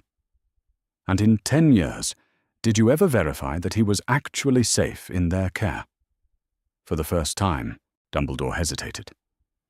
"I had sources who assured me that Harry was healthy and well cared for." "What sources?" Augusta Longbottom's voice cut through the courtroom like a blade. She was still standing, her formidable presence commanding attention. "Because the evidence suggests that either your sources were lying or you never bothered to check at all." "Augusta, please," Fudge said mildly, but she ignored him. "This boy," she gestured toward Harry, "has just testified under Veritaserum about 10 years of systematic abuse. He was starved, beaten, and treated like a house elf. And you want us to believe you didn't know?" Dumbledore's composure cracked slightly. "I believed that some hardship might prepare him for the challenges he would face. The wizarding world can be a dangerous place for Harry Potter." The reaction to this statement was immediate and explosive. Half the Wizengamot was on its feet, voices raised in anger and disbelief. Even Fudge looked shocked. "Prepare him," Augusta's voice carried over the noise. "You deliberately left a child in an abusive situation because you thought suffering would be good for him?" "The greater good sometimes requires difficult choices," Dumbledore said, but his voice lacked its usual conviction. "The greater good," repeated a cold voice from the Slytherin section of the benches. Lucius Malfoy stood up slowly, his pale eyes fixed on Dumbledore with something that might have been satisfaction. How many times have we heard that phrase used to justify the unjustifiable? How many children have been sacrificed on the altar of Albus Dumbledore's greater good? Harry was startled to see Malfoy, of all people, speaking in his defense. But the man's next words made his motivations clear. For too long, this court has accepted Dumbledore's assurances without question. We have allowed him to make decisions that affect all our lives, based on his personal interpretation of what serves the greater good. Today, we have seen the results of that blind faith. The courtroom erupted again, with some members shouting support for Malfoy's words, while others defended Dumbledore's record. Fudge banged his gavel repeatedly, calling for order. "This is not a political debate," he announced when quiet was finally restored. "We are here to determine whether laws were broken and whether Mr. Potter's welfare was properly protected."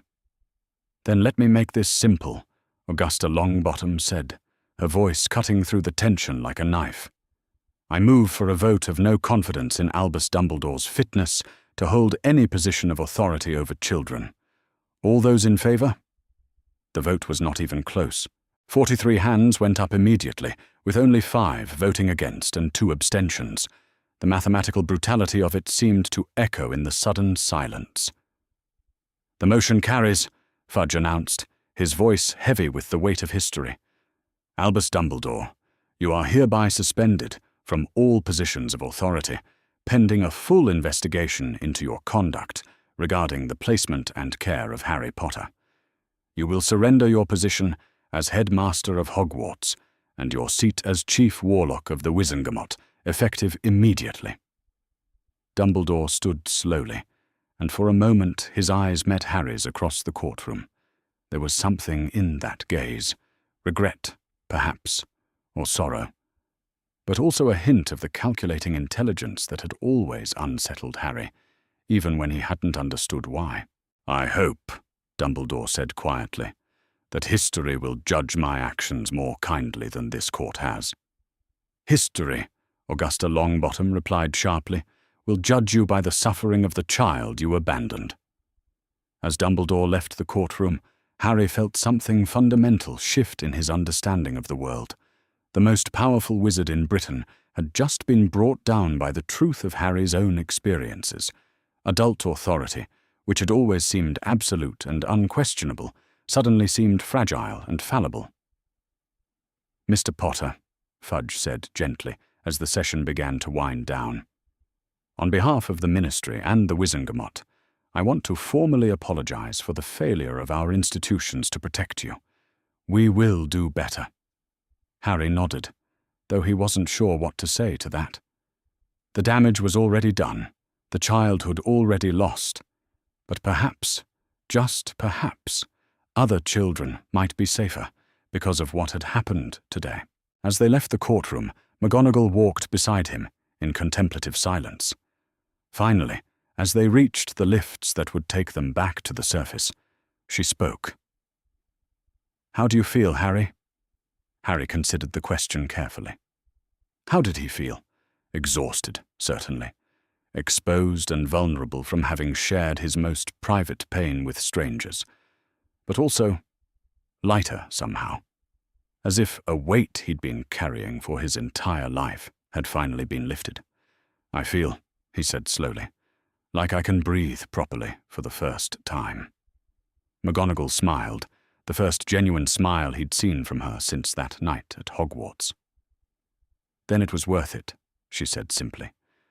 "All of it."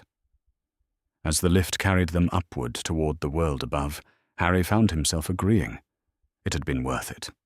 The truth was finally out, and he was finally free. Chapter 6. The New Guardian. The legal documents were spread across the kitchen table at the Burrow, like pieces of a complex puzzle, and Harry found himself staring at them with a mixture of hope and bewilderment. "It's really quite straightforward," Arthur explained, adjusting his reading spectacles as he reviewed the guardianship papers. "Professor McGonagall is filing to become your legal guardian, which would give her the right to make decisions about your care, education, and living arrangements." "And the Dursleys can't stop it?" Harry asked quietly. Even after everything that had happened, the idea that his aunt and uncle might still have power over him was terrifying. "They're certainly trying," McGonagall said grimly, setting down a cup of tea with perhaps more force than necessary. Their solicitor filed a counter-petition yesterday, claiming they were only following Dumbledore's explicit instructions and should not be held responsible for any misunderstandings about your care. Misunderstandings? Molly's voice was dangerously quiet. "They're calling 10 years of abuse a misunderstanding. They're claiming they thought they were protecting Harry by being strict," Arthur said, scanning another document. "Their legal argument is that Dumbledore told them Harry was dangerous and needed to be controlled for everyone's safety." Harry felt his stomach clench. Even now, even after the Wizengamot hearing, the Dursleys were trying to paint him as the problem. What if people believe them? "They won't," McGonagall said firmly. "Healer Strout's medical evidence doesn't lie, and your testimony under Veritaserum was unshakable. The Dursleys' desperation is showing, and it will work against them." She sat down across from Harry and looked at him seriously. "But I want you to understand what this means, Harry. If the guardianship is approved, you would be my legal responsibility. That means you would live with me during holidays. I would make decisions about your medical care and education, and I would be your family in the eyes of the law." The word family hung in the air between them, heavy with possibility and promise. Harry had never had anyone who was legally obligated to care about his welfare, let alone someone who actually wanted the job. Would you want that?" he asked hesitantly. McGonagall's stern expression softened. "Harry, I have spent 40 years teaching children, but I have never had one of my own. If you would do me the honor of letting me be your guardian, it would make me very happy indeed." Before Harry could respond, there was a sharp crack in the garden, and through the window they could see 2 figures in dark aura robes apparating onto the lawn. "That'll be your escort," Arthur said, checking the time. "You need to get back to Hogwarts for afternoon classes." The transition from the warm, chaotic comfort of the Burrow to the formal atmosphere of Hogwarts was jarring. Harry walked through the front doors flanked by 2 auras, a stern-faced wizard named Kingsley Shacklebolt and a witch with bright pink hair who had introduced herself cheerfully as Nymphadora Tonks. "Don't worry," Tonks said quietly as they made their way through the entrance hall. "We'll be staying in the background. You probably won't even notice we're there." But Harry did notice them, just as he noticed the way conversations stopped when he walked by, the way students stared and whispered behind their hats. The entire school buzzed with tension and excitement. Dumbledore's suspension had been front-page news in every magical publication, and Harry was the center of it all. "There he is," he heard Seamus Finnegan whisper to Dean Thomas as they passed. "Can you believe what happened to him?" "My mum says Dumbledore should be in Azkaban," Dean replied. "Leaving a kid with people like that." Harry hunched his shoulders and walked faster, but Tonks gently touched his arm. "Head up," she murmured. "You've got nothing to be ashamed of." The Great Hall felt different without Dumbledore presiding from the head table. Professor Flitwick sat in the headmaster's chair, looking rather overwhelmed by his temporary responsibilities, while McGonagall's usual seat remained conspicuously empty. The other professors seemed subdued, speaking in low voices and casting concerned glances toward Harry whenever they thought he wasn't looking. "Harry!" Hermione's voice rang out as he approached the Gryffindor table. She jumped up from her seat and, to his surprise, threw her arms around him in a fierce hug. "Are you all right? We heard about the hearing on the wireless. It must have been awful." "It was difficult," Harry said quietly, settling onto the bench between her and Ron. "But I'm glad it's over." "You're brilliant, mate," Ron said seriously, standing up to Dumbledore like that. "And McGonagall, she's a legend, quitting her job to help you." "She didn't just quit," Hermione corrected, her voice filled with admiration. "She sacrificed her entire career to make sure you were safe. That's what real adults do when children are in danger." Harry looked up at the head table, where an empty chair marked McGonagall's absence. "She's trying to become my guardian. Legal guardian, I mean, so I wouldn't have to go back to the Dursleys." "That's wonderful," Hermione said immediately. "Professor McGonagall will take proper care of you." "Yeah, she's strict, but she's fair," Ron agreed. "And she actually listens when students have real problems." As if summoned by their conversation, Professor McGonagall entered the great hall through the side door that led from the staff quarters.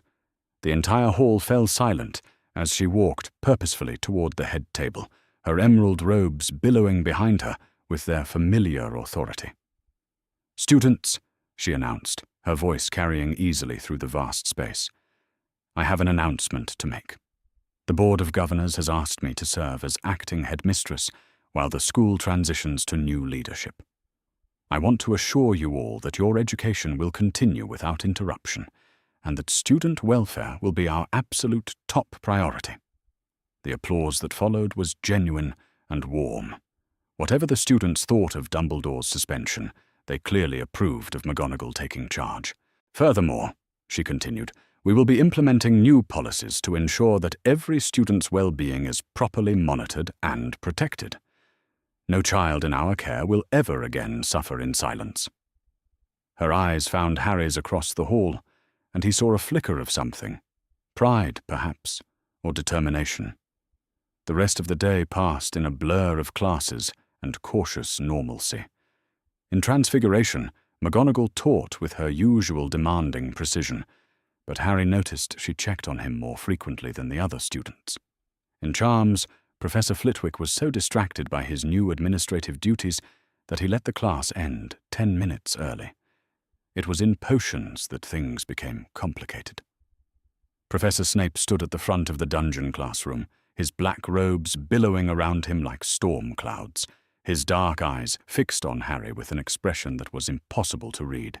The man had always disliked Harry. That much had been clear from their first meeting, but now there was something different in his gaze. Something that might have been conflict. "Potter," Snape said, as the first-year Gryffindors filed into the classroom. "Remain after class."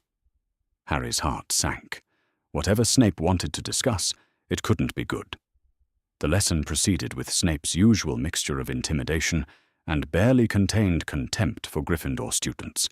He criticized Neville's technique, sneered at Ron's ingredient preparation, and ignored Hermione's perfectly raised hand. But he didn't single out Harry for his usual harsh treatment, which was somehow more unsettling than the familiar antagonism. When the other students filed out at the end of class, chattering about their weekend plans, Harry remained seated, while Tonks waited discreetly by the classroom door. "Your situation," Snape began without preamble, "has created certain complications." Harry waited, not sure how to respond. "I knew your mother," Snape continued, his voice carefully controlled. "We were friends once, before Hogwarts changed everything." This was not what Harry had expected. "You knew my mum. Lily Evans was—" Snape paused, seeming to choose his words carefully. "She was a remarkable witch, kind, brilliant, stubborn to a fault. She would have been horrified by your treatment." There was something raw in Snape's voice, something that suggested depths of emotion Harry had never suspected the man possessed. "Your father, however," Snape's tone shifted, becoming harder, "was an arrogant bully who thought the rules didn't apply to him. You look remarkably like him." "But I'm not him," Harry said quietly. Surprising himself with his boldness, Snape studied him for a long moment. "No," he said finally. "Perhaps you are not." The boy I observed at the welcoming feast, thin, frightened, clearly used to hardship. That boy bore no resemblance to James Potter, who never knew a day of want in his life. He moved closer, his dark eyes boring into Harry's. "Your mother's sacrifice protected you from the Dark Lord, but it seems no one bothered to protect you from more mundane cruelties." There was an uncomfortable pause. "I will not pretend to like you, Potter," Snape said finally. but I will not stand by and watch another child suffer as you have suffered. If you have difficulties in this class, legitimate difficulties, not attention-seeking dramatics, you may approach me." It wasn't kindness exactly, but it was more consideration than Snape had ever shown him before. Harry nodded, not trusting himself to speak. As he left the dungeon, Harry's mind was spinning. Snape had known his mother, had cared about her, from the sound of it. It didn't excuse the man's treatment of students, but it provided a context that made his behavior slightly more comprehensible. "Everything all right?" Tonks asked quietly as they walked back toward Gryffindor Tower. "I think so," Harry said, though he wasn't entirely sure. The evening brought another challenge entirely. As Harry was settling down to work on his Transfiguration essay in the common room, Professor Quirrell appeared in the doorway, his usual nervous demeanor amplified to an almost comical degree. "Mr. P. Potter," he stammered, wringing his hands anxiously. "I was wondering if I might have a word about your defense against the dark arts essay." Before Harry could respond, Tonks was at his side, her hand resting casually near her wand. "Professor," she said politely but firmly, "I'm afraid Mr. Potter isn't available for private meetings at the moment. Security protocols, you understand." Quirrell's face flushed, and for just a moment, Harry thought he saw something flash in the man's eyes, something sharp and angry that was quickly suppressed. "Of course," Quirrell mumbled. "Security. Quite right. Perhaps in class tomorrow." He scurried away, but Harry noticed that Tonks kept watching the portrait hole long after he'd left. "Is everything all right?" Hermione asked, looking up from her own homework. "Just being careful," Tonks replied easily, but Harry caught the meaningful look she exchanged with her partner, Shacklebolt, who was standing quietly near the fireplace. That night, as Harry lay in his four-poster bed, listening to the familiar sounds of the dormitory settling into sleep, he reflected on how much had changed in just a few days. Dumbledore was gone, McGonagall was in charge, and Harry had bodyguards protecting him from something. He wasn't entirely sure what they were protecting him from, but their presence was oddly comforting. For the first time since arriving at Hogwarts, Harry fell asleep feeling truly safe. Whatever challenges tomorrow might bring, he knew now that he wasn't facing them alone. He had advocates, protectors, and something he'd never had before, adults who put his welfare above everything else. The next morning brought news that made everything else fade into insignificance. McGonagall appeared at breakfast with a formal-looking document in her hands, and a smile that transformed her usually stern features. "Harry," she said, approaching the Gryffindor table while the entire Great Hall watched with barely concealed interest, "I have wonderful news. The guardianship petition has been approved. You are now officially my ward." The cheers that erupted from the Gryffindor table were spontaneous and heartfelt. Ron thumped Harry on the back, Hermione burst into tears of happiness, and even some of the older students applauded. "What does that mean?" Harry asked, though he was fairly sure he already knew. "It means," McGonagall said, her voice warm with affection, "that you have a family now, Harry. Legal and binding and unbreakable. You belong somewhere, and no one can take that away from you ever again." For the second time in as many days, Harry found himself struggling not to cry in public, but this time the tears would have been from joy rather than pain. "Thank you," he whispered, and McGonagall squeezed his shoulder gently. "Thank you, Harry, for letting me have the honor of being your guardian." Around them, the Great Hall buzzed with excitement and approval. Students who had grown up taking family love for granted celebrated with genuine happiness for a boy who had finally found his place in the world. At the head table, the remaining professors smiled with satisfaction. At the Slytherin table, even some of the more decent students looked pleased by the development. And in the background, two auras kept careful watch, making sure that Harry Potter's newfound happiness would be protected from anyone who might wish to take it away. For the first time in his life, Harry truly understood what it meant to be home.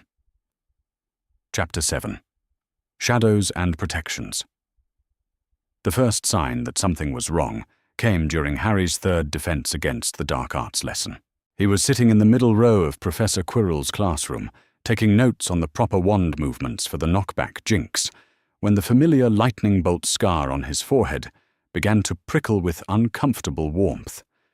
At first, he dismissed it as stress. The past 2 weeks at Hogwarts had been overwhelming in ways both wonderful and difficult, but as Quirrell moved closer to demonstrate a counter-curse, the prickling became a sharp, stabbing pain.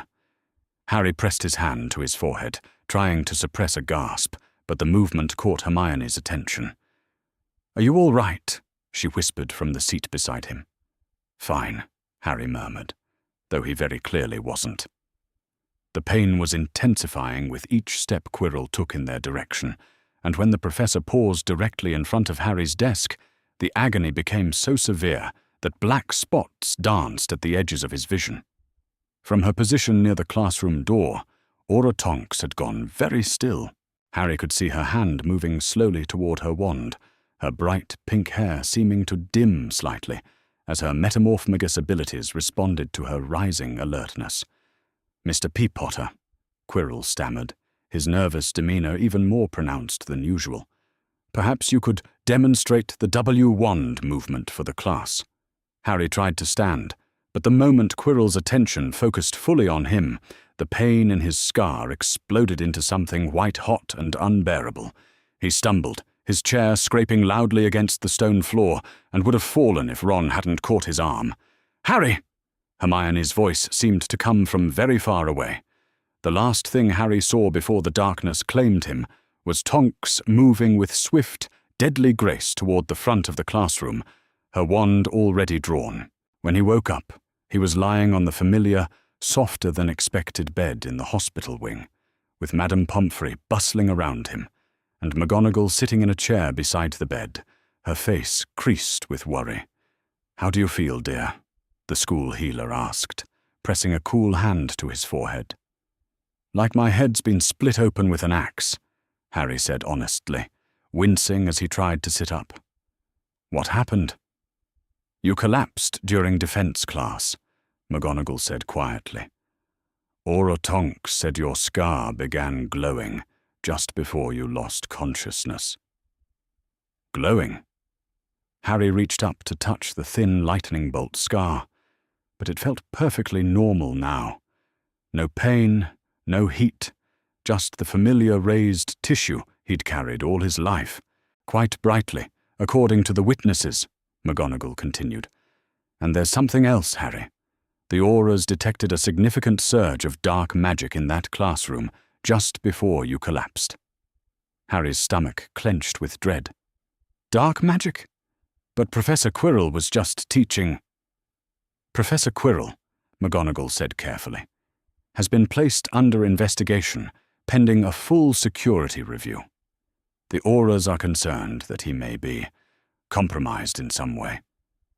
"You mean someone's cursed him?" "We're not sure yet. But until we know more, you're not to attend defense classes.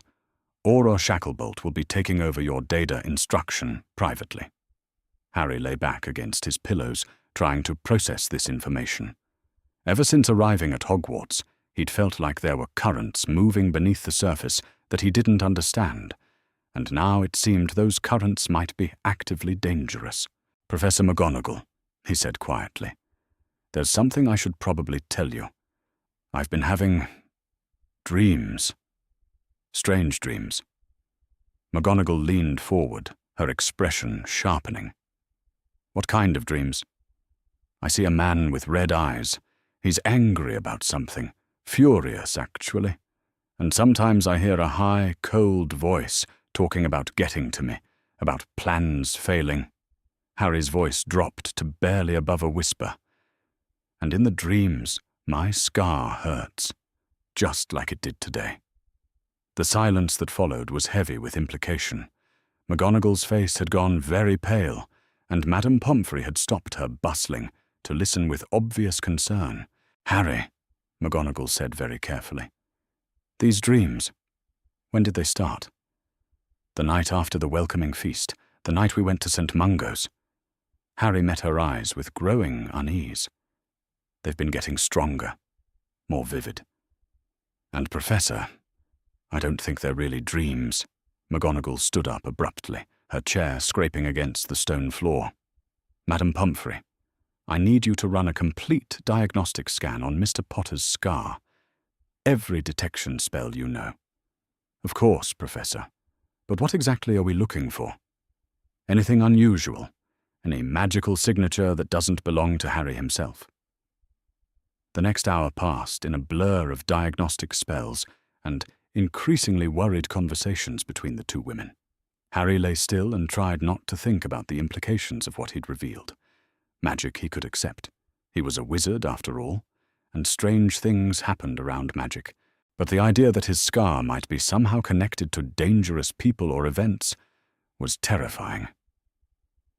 "The results are unusual," Madame Pomfrey said finally, holding a piece of parchment covered in runic symbols that meant nothing to Harry. "There's definitely foreign magic attached to the scar tissue, something very old and very powerful." "Dark magic?" McGonagall asked sharply. "Not exactly. It's more like an echo of something that happened long ago. But there's definitely an active connection to something external." McGonagall was quiet for a long moment, staring at the diagnostic results with obvious concern. Finally, she seemed to come to a decision. "Harry, I'm going to ask Bill Weasley to consult on this. He's a curse breaker for Gringotts, one of the best in the field, and if anyone can understand what we're dealing with, it's him." "Is it dangerous?" Harry asked, though he suspected he already knew the answer. "Potentially, but you're not facing this alone, Harry. We'll figure out what's happening and how to protect you." The next few days at Hogwarts passed in a strange atmosphere of heightened security and barely controlled anxiety.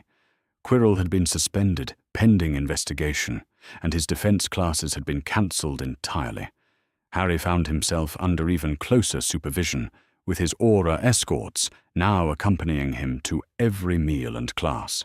It was during one of these escorted trips to the library that Hermione made a discovery that changed everything. "Harry," she said urgently, pulling him aside between the towering bookshelves, while Tonks maintained a discreet distance. "I've been researching protective ward systems, and I found something important." She opened a thick tome on advanced protective magic and pointed to a passage near the bottom of the page. "Look at this. It's about blood protection wards, the kind Dumbledore said were protecting you at Privet Drive." Harry read the passage she indicated, his confusion growing with each line. "I don't understand. This says blood protection wards only work when the protected person feels safe and loved in the warded location." "Exactly." Hermione's voice was tight with anger. "The wards couldn't possibly have been working, Harry. You were being abused. Blood protection requires the willing sacrifice of love, not just biological relation. If you weren't loved and protected at Privet Drive, and we know you weren't, then the wards would have been useless." The implications hit Harry like a physical blow. So Dumbledore lied about the protection? Either he lied, or he never actually understood how the wards worked, Hermione said grimly. Either way, you were never really protected there. You were just abandoned. That evening, as Harry sat in the Gryffindor common room, trying to focus on his transfiguration homework, Ron dropped into the chair beside him with an unusually serious expression. "Malfoy's been saying things," Ron said without preamble, "about you, about what happened with the Dursleys." Harry's stomach tightened. "What kind of things?" "Nasty things, calling it all a sob story for attention, saying you probably made it up to get sympathy." Ron's ears were turning red with suppressed anger. "I told him to shut his mouth, but he just laughed and said his father thinks you're playing the victim to gain political influence." "Maybe I should just ignore it," Harry said quietly, though the words hurt more than he cared to admit. "No," Ron said fiercely. "You shouldn't have to ignore it. What happened to you was real, and it was horrible, and anyone who says otherwise can answer to me." The loyalty in Ron's voice was fierce and unwavering, and Harry felt a warmth in his chest that had nothing to do with magic. This was what friendship felt like. Someone willing to fight for you, even when it would be easier to look the other way. "Thanks, Ron," he said quietly. "That's what friends do, mate. We stick together." It was later that same evening that Bill Weasley arrived at Hogwarts. Harry was called to McGonagall's office, formerly Dumbledore's, though she'd rearranged it completely, where a tall, red-headed man with a dragon-hide jacket and an easy smile was waiting beside the fireplace. "You must be Harry," Bill said, extending a hand that bore several interesting scars from his curse-breaking work. "I'm Bill Weasley, Ron's oldest brother. Professor McGonagall tells me you've got a scar that's been giving you trouble." "Something like that," Harry said, settling into the chair McGonagall indicated. Bill's examination was thorough but gentle, his wand movements precise as he cast spell after spell over Harry's lightning bolt scar. Occasionally he would mutter under his breath or make notes on a piece of parchment, his expression growing increasingly grave. "Well," he said finally, sitting back with a heavy sigh. "This is definitely not what I expected to find." "What is it?" McGonagall asked sharply. "There's a fragment of something foreign embedded in the scar tissue," Bill explained, his voice troubled. "It's been there for a long time, probably since the scar was created. How do I put this? It's like having a magical splinter that never healed properly. Is it dangerous?" "Potentially, yes. It seems to be some kind of connection, a magical link to whoever or whatever created it. That would explain the dreams and the pain when he's near certain types of dark magic." Harry felt cold despite the warm fire crackling in the grate. "Can you remove it?" Bill hesitated. "I don't know. This is ancient magic, Harry, and very powerful. Removing it could be dangerous, but leaving it there might be more dangerous still." He looked at McGonagall. "We need to research this very carefully before we do anything." That night, Harry lay awake in his four-poster bed, listening to the familiar sounds of the dormitory and thinking about magical splinters and foreign connections. Somewhere in the darkness, his scar prickled with faint discomfort, as if whatever was connected to it was restless. In the shadows outside Gryffindor Tower, the Aurors maintained their vigilant watch, but even they couldn't protect Harry from the dreams that came when he finally fell asleep. Dreams of red eyes and cold laughter, and a voice that promised terrible things were coming. 2 floors below, in the depths of the castle, Professor Snape sat in his private quarters, staring into the fire and contemplating the irony of his situation.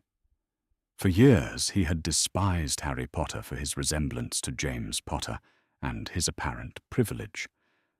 Now, knowing the truth of the boy's childhood, he found himself in the unfamiliar position of wanting to protect him.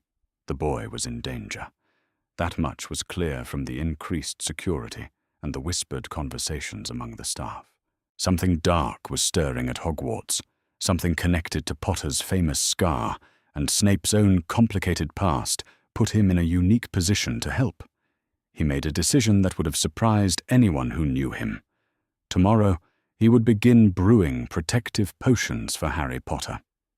Not because he liked the boy, that would take time if it ever happened at all, but because Lily Potter's son deserved to live safely, and because protecting the innocent was the only redemption Snape had ever found. In the abandoned classroom on the 3rd floor where the mirror of Erist stood hidden, a cloaked figure waited in frustrated fury. The increased security around the Potter boy had made direct approach impossible, and the magical protections around him seemed to grow stronger each day. But patience was a virtue that came with immortality, There would be other opportunities, other approaches. The boy could be watched and waited for. Plans could be adjusted. After all, the school year had barely begun. Chapter 8. The Unmasking. It was during the Emergency Defense Against the Dark Arts review session that everything finally came apart.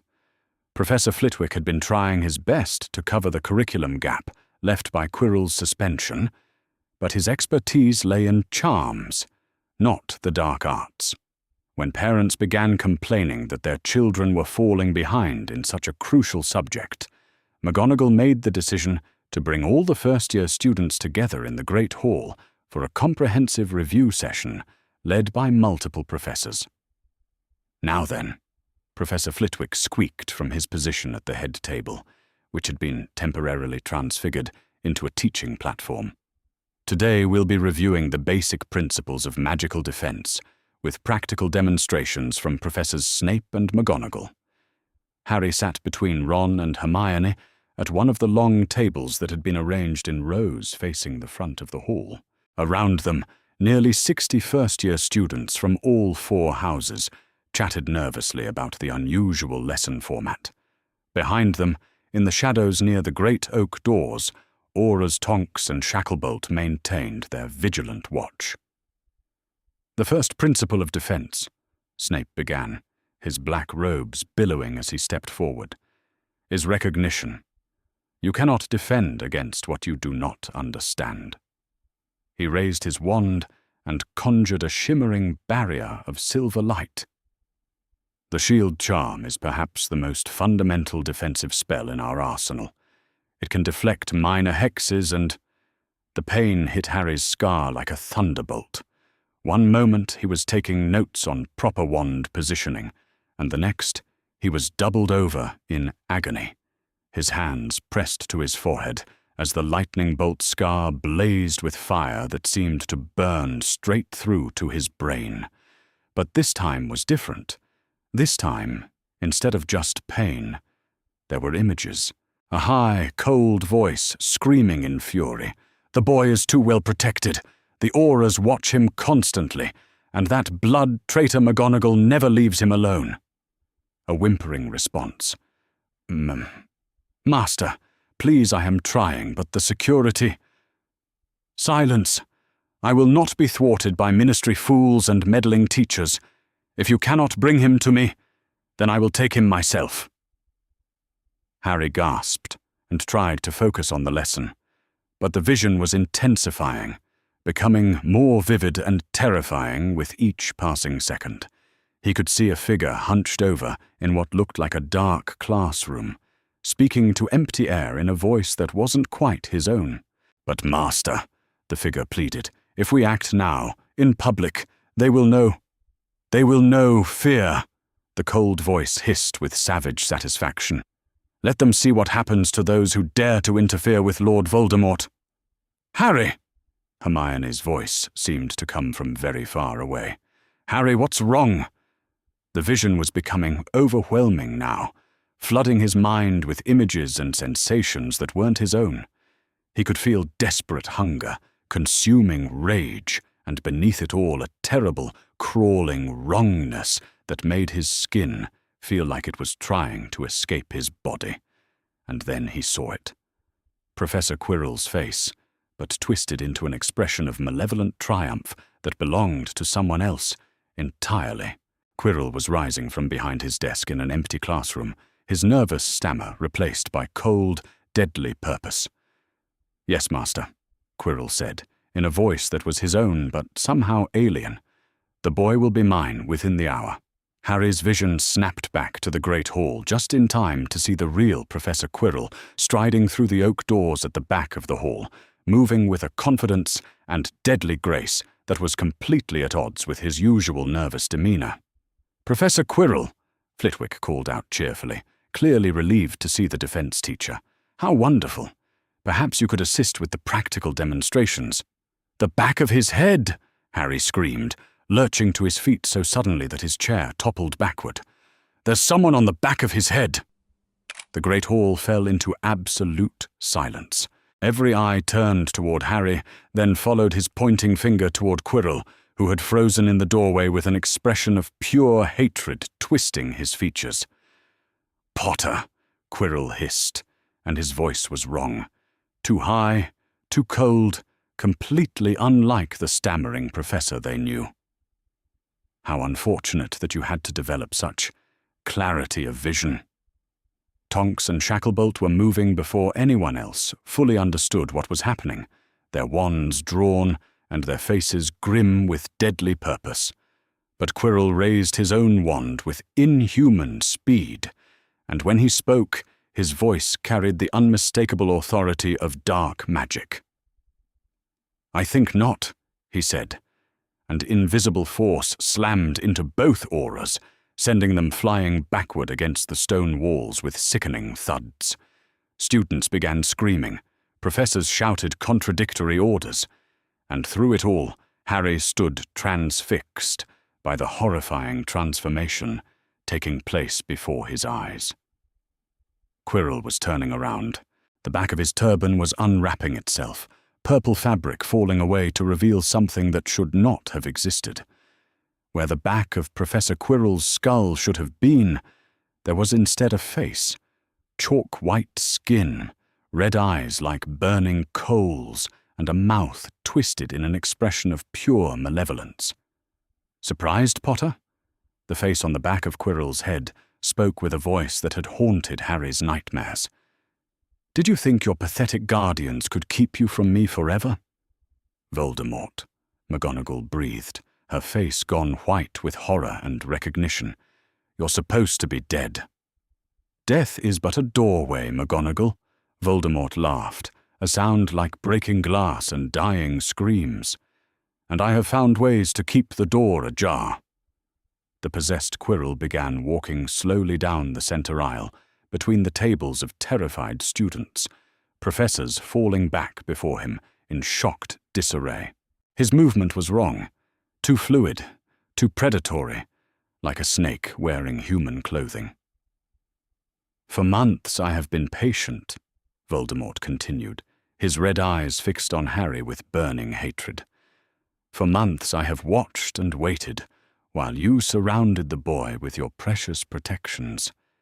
But did you really think a few auras and a meddling teacher could stand against Lord Voldemort?" "Stay back," McGonagall commanded, stepping protectively in front of Harry with her wand raised. "You will not touch him." "Will I not?" Voldemort's laugh was even more chilling the second time. "The boy carries part of my soul, McGonagall. He has been mine since the night I killed his parents. Did you never wonder why his scar gave him such interesting dreams?" The words hit Harry like a physical blow. Part of Voldemort's soul was inside him. That was why the dreams felt so real, why his scar hurt around dark magic, why he could see through Voldemort's eyes. He wasn't just connected to the Dark Lord. He was carrying a piece of him. "That's impossible," McGonagall said, but her voice lacked conviction. "Is it? Tell me, McGonagall, how many 11-year-old boys do you know who can see through the eyes of Dark Lords? How many children have scars that burn in the presence of evil magic?" Voldemort's red eyes gleamed with malicious triumph. "When my killing curse rebounded that night, it did more than destroy my body. It tore my soul, and a fragment of it lodged itself in the only living thing present, Harry Potter." Around the great hall, students were pressed against the walls in terror, some crying, others too shocked to move. The professors had formed a protective semicircle around the students, but none of them seemed to know how to fight a Dark Lord who had already been killed once. "But that gives me an idea," Voldemort continued conversationally, as if he weren't terrorizing a hall full of children. "If the boy carries part of my soul, then perhaps he would make a suitable host." "No," McGonagall's voice rang with absolute authority. "I will not allow Avada Kedavra." The green light of the killing curse shot from Quirrell's wand toward McGonagall, but she dove aside with reflexes honed by decades of dangerous magic. The curse struck the wall behind her, blowing a crater in the ancient stone. "Run!" McGonagall shouted to the students. "Everyone out! Now!" Chaos erupted. Students scrambled toward the doors. Professors tried to maintain order while defending against further curses. And through it all, Voldemort advanced steadily toward Harry with murder in his burning red eyes. "You cannot run forever, Potter," he hissed, "and you cannot fight what lives inside your very soul." Harry tried to back away, but his legs felt like water, and his scar was blazing with pain so intense he could barely think. Behind Voldemort's red eyes, he could feel an alien presence pressing against his mind, trying to force its way in and take control. "Give in," a voice whispered inside his skull. "You are already mine. Why fight what you cannot change?" "Because," Harry gasped, drawing on reserves of defiance he hadn't known he possessed, "I'm not you." "You will be," Voldemort promised, raising Quirrell's wand for what was clearly intended to be a killing blow. But he never got the chance to cast it. McGonagall hit him with a stunner from the side, followed immediately by a binding curse that wrapped magical ropes around Quirrell's body. For a moment, it looked like she had succeeded. But then Voldemort's laugh echoed through the Great Hall once more. "Did you think schoolroom spells could hold the Dark Lord?" he sneered, and the magical bindings simply dissolved. "I am beyond your small magics now." He raised his wand again, but this time Harry was ready. Operating on pure instinct, he lunged forward and grabbed Quirrell's wrist with both hands. The effect was instantaneous and horrifying.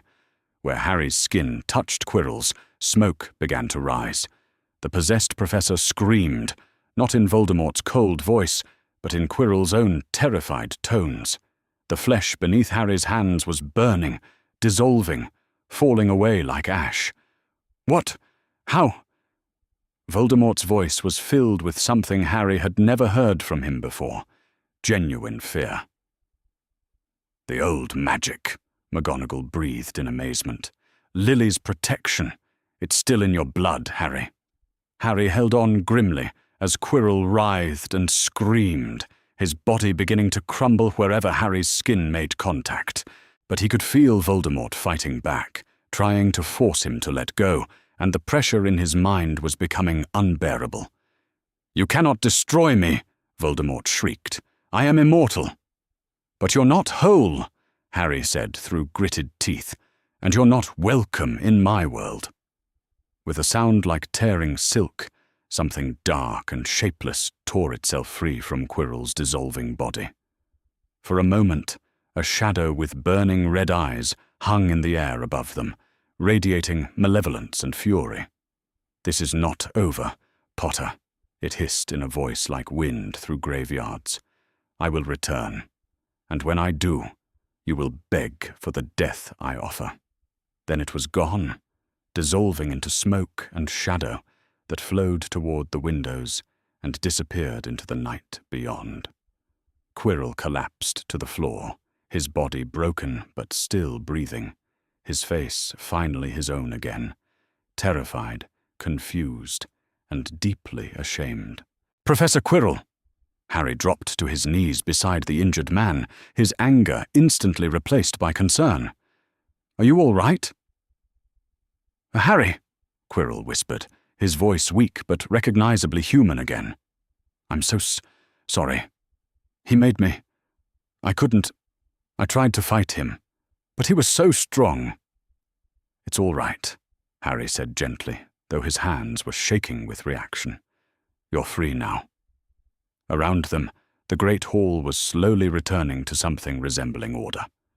Students were being evacuated by professors who looked almost as shaken as their charges. Tonks and Shacklebolt, both sporting impressive bruises from their collision with the walls, were coordinating security sweeps and sending urgent messages to the Ministry. But Harry barely noticed any of it. He was staring down at his hands, the hands that had just burned away Voldemort's physical anchor in the world, and trying to understand what it meant. "How did you know?" McGonagall asked quietly, kneeling beside him with her own wand, trained protectively on the shadows around them. How did you know to grab him?" "I don't know," Harry said honestly. "It just felt right, like something my mother would have done." McGonagall's expression softened with something that might have been pride mixed with sorrow. "Yes," she said quietly. "I think it was exactly what Lily would have done." As Madame Pomfrey rushed into the hall to tend to Quirrell's injuries, and ministry officials began arriving to secure the scene, Harry found himself thinking about the words Voldemort had spoken. Part of the Dark Lord's soul was inside him, connected to him, making him both a weapon and a target. But for the first time since learning the truth about his scar, Harry didn't feel afraid. He felt angry. Voldemort had taken his parents, stolen his childhood, and now claimed ownership of his very soul. It was time to prove him wrong. "Professor McGonagall," Harry said quietly, as the chaos continued around them, "I think we need to have another talk with Bill Weasley." "Yes," she agreed grimly, her own eyes fixed on the scorch marks Harry's touch had left on the stone floor. "I think we do indeed." The war for Harry Potter's soul had begun in earnest. But this time, Harry wasn't facing it alone, and he wasn't facing it as a helpless child. This time, he was fighting back. Chapter 9. Trial of the Century. The emergency session of the Wizengamot was called for dawn on October 1st, less than 12 hours after Voldemort's appearance in the Great Hall of Hogwarts. Harry sat in the witness gallery beside McGonagall, still wearing the clothes he'd slept in, because there had been no time to return to the dormitory. Around them, the circular courtroom buzzed with an energy that was equal parts outrage, fear, and anticipation. The regular gallery was packed with reporters, concerned parents, and ministry officials, while the Wizengamot benches were fuller than Harry had ever seen them. "This is unprecedented," whispered the witch beside him, Augusta Longbottom, who had arrived early to ensure she had a front-row seat for what everyone was calling the trial of the century. "Order!" Minister Fudge's voice rang through the chamber as he took his position as emergency chief warlock. "This emergency session of the Wizengamot is called to order. We are here to address charges of criminal negligence, child endangerment, and gross dereliction of duty against Albus Percival, Wulfric Brian Dumbledore." A murmur ran through the assembled crowd. Even those who had expected this moment found it shocking to hear the charges stated so formally against the man who had been the most respected wizard in Britain just weeks ago. "Furthermore," Fudge continued, his voice grave, "we must address the catastrophic security failure that allowed he who must not be named to infiltrate Hogwarts School and threaten the lives of hundreds of students." Dumbledore sat in the defendant's chair, looking older and more fragile than Harry had ever seen him. The magical chains that had bound other criminals lay loose around his arms. He was clearly not considered a flight risk, but his usual aura of power and confidence had been replaced by something that looked like defeated resignation. "Madam Bones," Fudge said formally, "please present the charges." Amelia Bones rose from her position, her grey hair pulled back in a severe bun and her expression grimmer than death. In her hands was a folder that had grown considerably thicker since Harry's first hearing weeks ago. "Members of the Wizengamot," she began, her voice carrying clearly through the stone chamber. "We are here today because the defendant's actions, or deliberate inactions, have resulted in the attempted murder of multiple students and the return of the most dangerous Dark Lord in our history to a place of learning and supposed safety." She gestured toward a table laden with evidence. "The prosecution will show that Albus Dumbledore knowingly placed a vulnerable child in an abusive environment, ignored warnings about that child's welfare for 10 years, and then deliberately employed a professor he knew to be possessed by Lord Voldemort, all as part of a calculated plan to train Harry Potter for what the defendant perceived as his destiny." The gasp that ran through the courtroom was audible. Several Wizengamot members leaned forward in shock. "That is a serious accusation, Madam Bones," Fudge said carefully. "Can you substantiate such claims?" "I can indeed. I call as my first witness Professor Minerva McGonagall." McGonagall rose and walked to the witness chair with her usual brisk efficiency, though Harry could see the tension in her shoulders. She had been up all night coordinating with the Aura investigation, and the strain showed in the lines around her eyes. "Professor McGonagall," Bones began, "you were present for the events at Hogwarts yesterday evening. Please describe what you witnessed." "Lord Voldemort appeared in the Great Hall, possessing Professor Quirrell," McGonagall said, without preamble. "He explicitly stated that he had been patient for months, implying a prolonged presence at the school.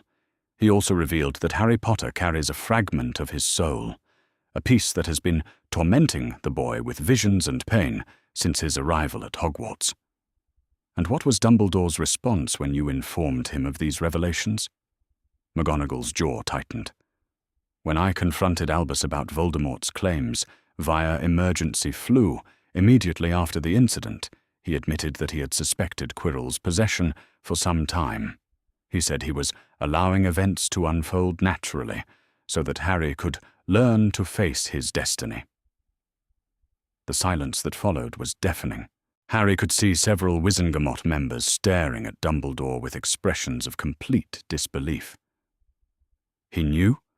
Augusta Longbottom's voice cut through the silence like a blade. "He knew that a teacher was possessed by you-know-who, and he allowed children to continue attending classes?"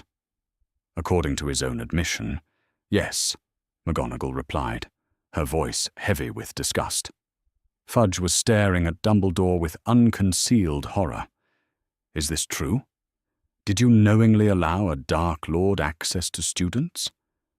Dumbledore stood slowly, and when he spoke, his voice carried none of its usual warm authority. "I believed that Harry needed to face Voldemort eventually. I thought it best that he do so in controlled circumstances, where help would be available if needed. The explosion of outrage that followed was immediate and overwhelming.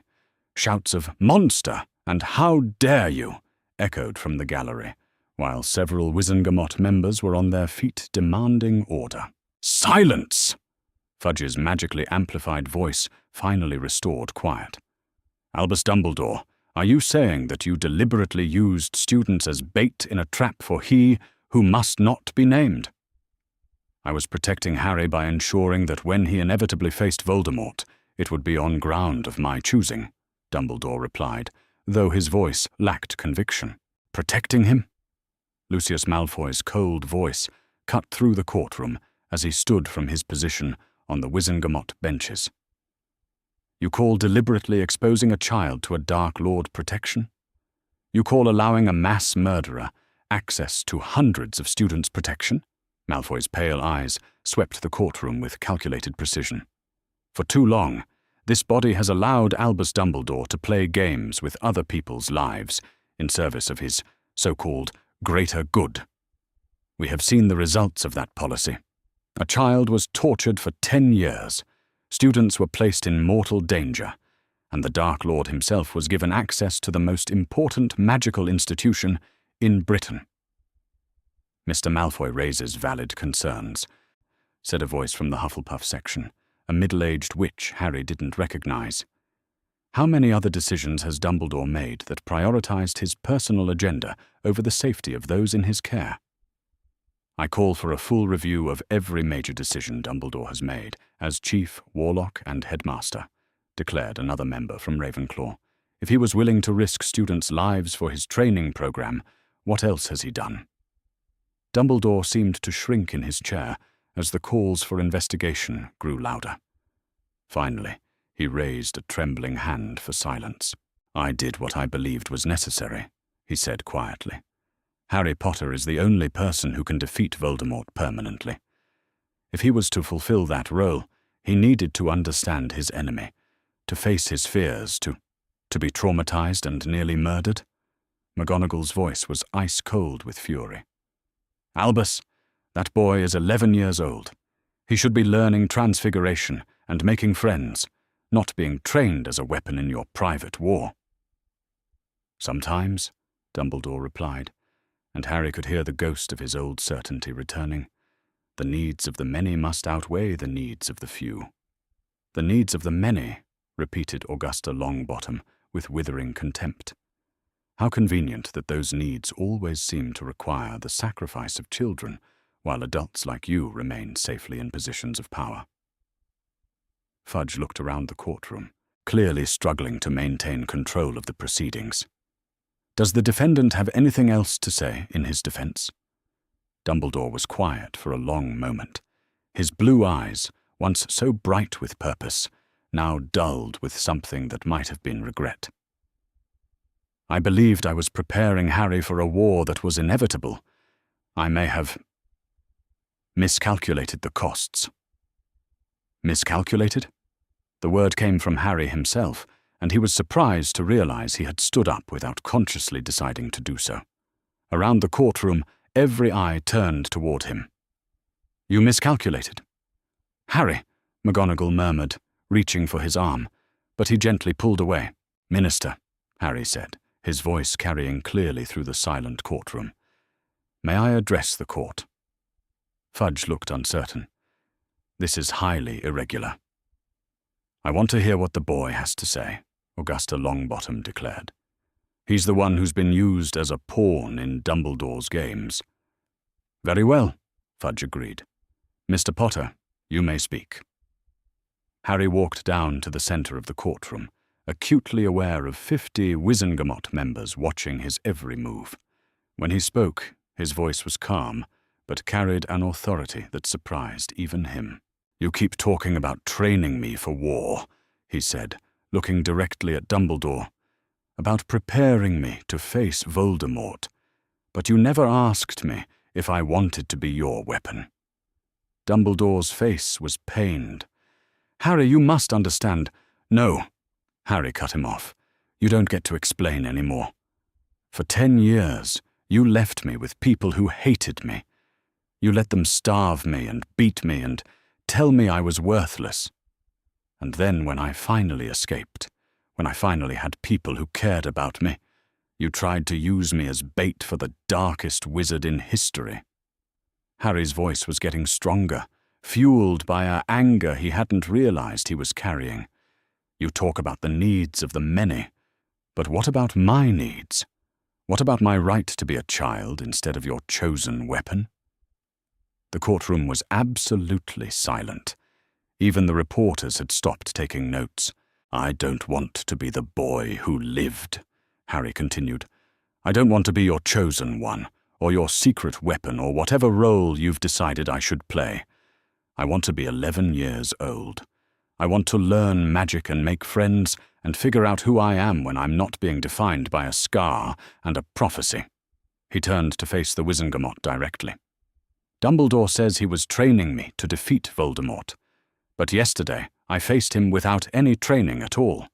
I didn't defeat him because of anything Dumbledore taught me. I defeated him because my mother's love protected me, the same love that would have protected me at the Dursleys if I had actually been loved there. Harry, Dumbledore began. But Harry wasn't finished. You don't get to decide that I'm expendable, Harry said, his green eyes bright with unshed tears and fierce determination.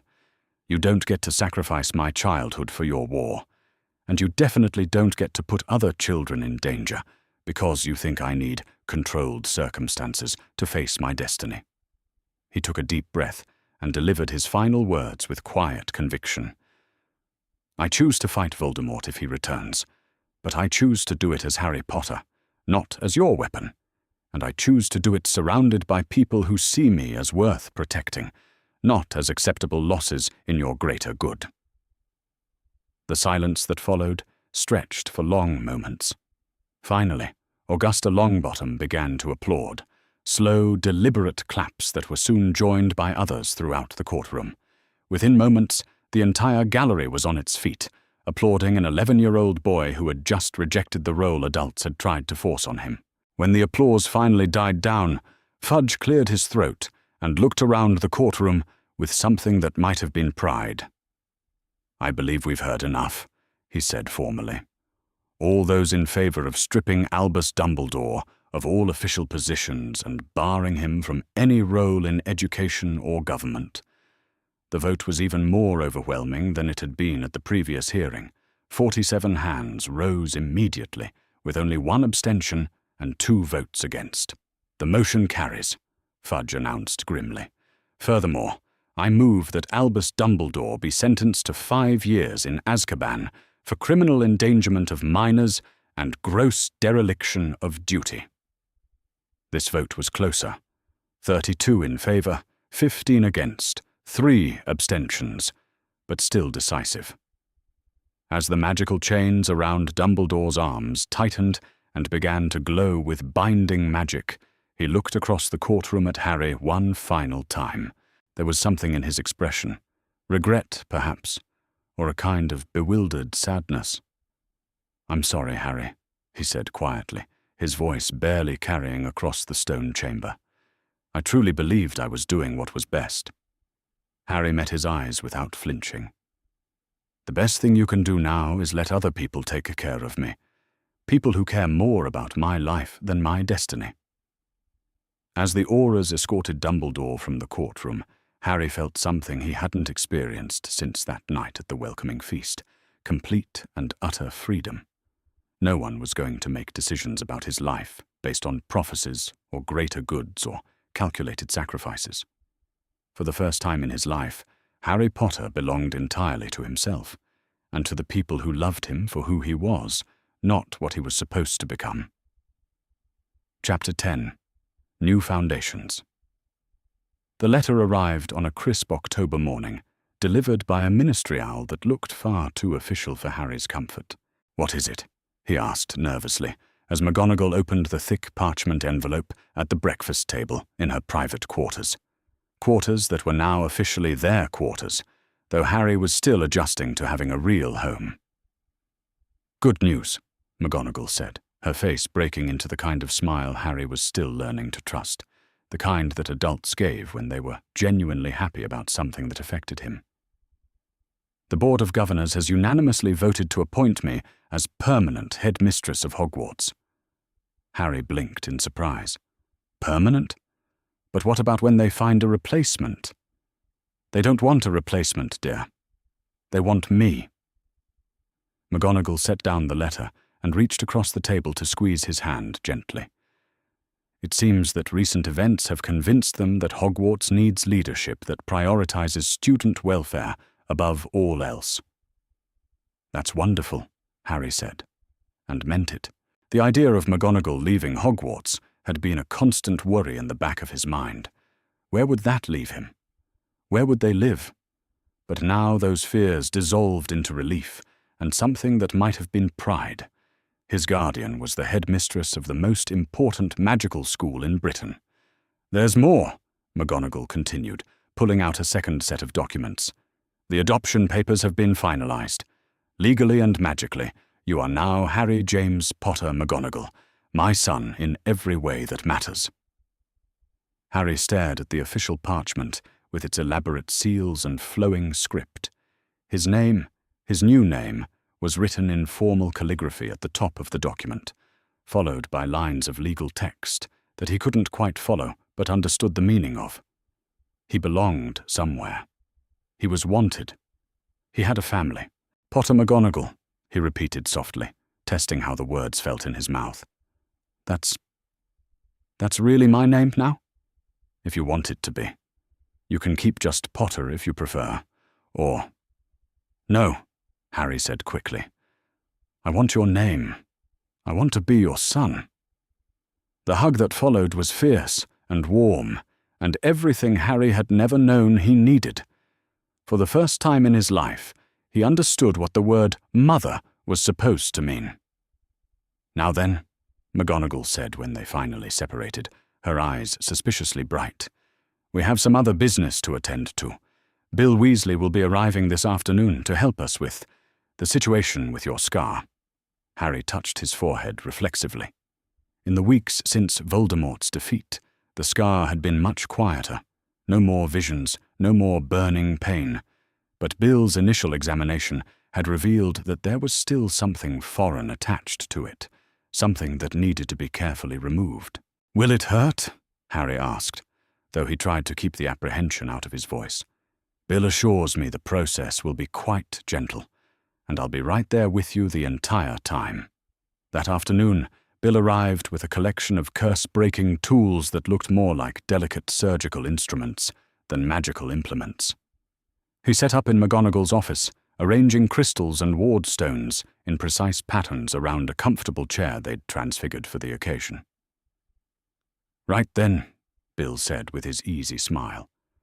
"Let's see what Dumbledore's been up to, shall we?" The diagnostic spells he cast were different from the ones he'd used before, deeper, more comprehensive, designed to map every magical influence that had ever touched Harry's person. As the golden light of the detection charms played over him, Harry felt oddly exposed, as if every secret he'd ever carried was being laid bare. "Merlin's beard," Bill breathed, staring at the runic readings appearing on his monitoring crystals. "Harry, how have you been functioning at all with this much interference?" "What do you mean?" McGonagall asked sharply. "Look at this." Bill pointed to a series of glowing symbols that meant nothing to Harry but clearly disturbed Bill greatly. There are compulsion charms woven through his magical core, old ones, set when he was very young. They're designed to suppress his natural magical development and make him more compliant. Harry felt cold suddenly. "Dumbledore put those on me?" "It looks like it. The magical signature matches what we know of his work." Bill's expression was grim. "There are also monitoring charms, dozens of them that have been tracking your location, your magical output, even your emotional state for years." "He was spying on me," Harry said quietly. "It wasn't a question. More than that," Bill continued, his examination growing more thorough. "There are blocks on your magical core itself, artificial limitations designed to prevent you from accessing your full power until someone decided you were ready." McGonagall's face had gone white with fury. That monster. He was controlling Harry's development, keeping him weak and dependent. "The good news," Bill said quickly, "is that all of this can be removed. It won't be quick. We'll need to do it gradually over several sessions to avoid shocking your magical system, but we can get rid of every trace of Dumbledore's manipulations." The process began immediately. Bill worked with delicate precision, using techniques he'd learned breaking ancient curses in Egyptian tombs to carefully unweave the magical constraints that had been placed on Harry before he was old enough to consent. With each charm that was removed, Harry felt lighter somehow, as if he'd been carrying a weight he hadn't known was there. "How do you feel?" McGonagall asked after the first session was complete. Harry considered the question carefully.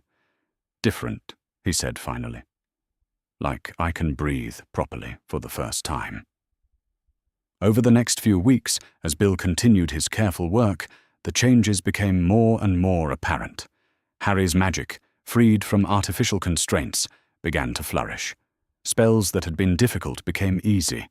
His transfiguration work, already strong, became exceptional. Even Professor Snape, grudging as ever with praise, admitted that Harry's potion brewing had improved marginally. "It's remarkable," Hermione said one evening in the common room as they worked on their homework together. "It's like you've become a completely different person, magically. Your levitation charm today was perfect on the first try."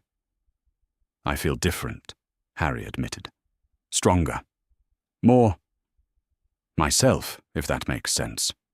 "It makes perfect sense," Ron said loyally. "You're not being held back anymore." The academic improvements were dramatic enough that several professors approached McGonagall with concerns that Harry might be using enhancement potions. A comprehensive examination by Madame Pumphrey put those worries to rest and revealed the truth.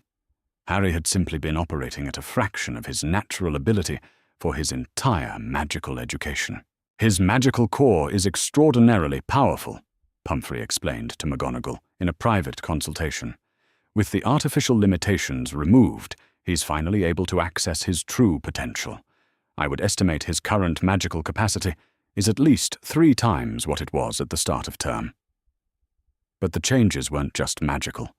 Harry was growing physically as well, his body finally getting the nutrition and care it needed. He'd gained nearly a stone in weight since September, and Madame Pomfrey projected that he might eventually reach a normal height for his age, something that had seemed impossible when he'd first arrived at Hogwarts, looking like a malnourished waif. The most significant change, however, came in early November when McGonagall called Harry to her office for what she described as important news. "Harry," she said gently, "I've received word from the Ministry. Sirius Black's case has been reviewed in light of recent revelations about Dumbledore's methods, and he's been granted a full trial." Harry's heart leapt. He'd heard whispers about his godfather. Hermione had researched everything she could find about the man who'd supposedly betrayed his parents, but the possibility that those accusations might be false had never occurred to him. "You mean he might be innocent?" "More than that," McGonagall said with satisfaction. Under veritaserum questioning, the real truth came out. Peter Pettigrew was the spy, not Sirius.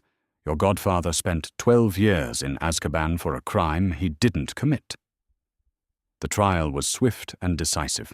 Faced with overwhelming evidence and testimony from multiple sources, the Wizengamot not only exonerated Sirius Black, but awarded him substantial compensation for wrongful imprisonment. More importantly for Harry, it meant he had another family member, someone who had known and loved his parents. The first meeting between Harry and Sirius was arranged carefully in McGonagall's office with plenty of supervision. Harry wasn't sure what to expect from a man who'd spent over a decade in the wizarding world's most notorious prison, but Sirius Black turned out to be unexpectedly normal. Thin from his ordeal, certainly, and bearing the kind of scars that came from prolonged exposure to Dementors, but with a quick wit and a warm smile that reminded Harry of the father he'd never known.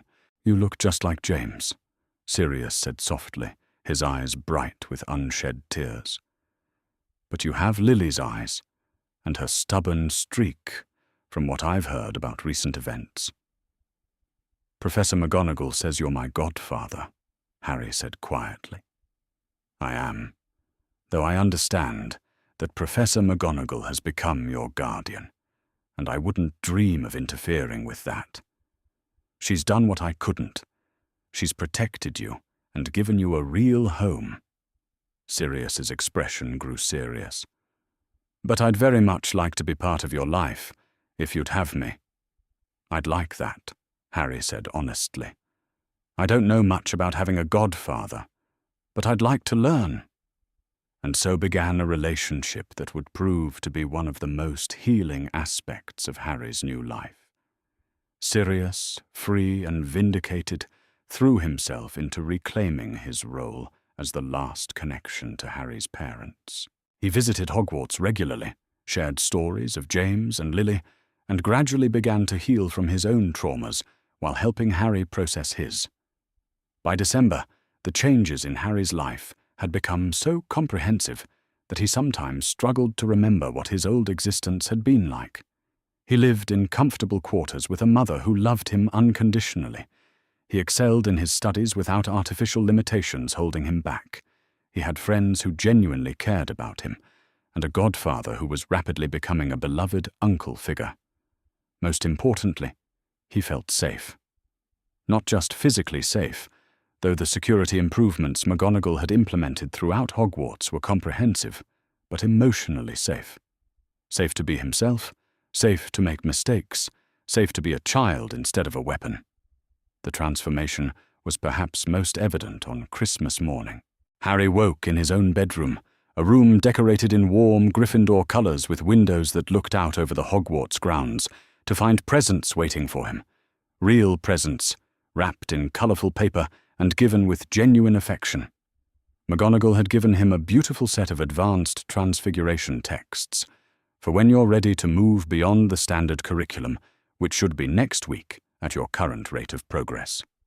Sirius had sent a photo album filled with pictures of his parents, along with stories written in his own hand about the adventures they'd shared. Hermione had given him a book on magical theory that she'd annotated with her own notes.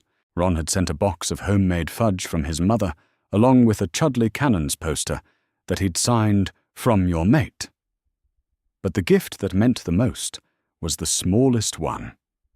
A simple wooden frame containing a copy of the adoption papers with a note from McGonagall.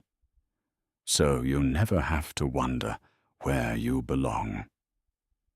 That afternoon, they flew to Grimmauld Place, which Sirius was slowly renovating into something that resembled a home rather than a monument to pure-blood supremacy. The ancient house still needed work, but it was warm and welcoming in a way it had never been during the Black family's reign. "First Christmas as a free man in 13 years, Sirius said, as they gathered around a hastily erected Christmas tree in the drawing room. "And the first Christmas I've ever spent with my godson. First real Christmas I've ever had," Harry replied quietly. They sat in comfortable silence for a while, watching the magical ornaments on the tree dance and sparkle. And finally McGonagall spoke.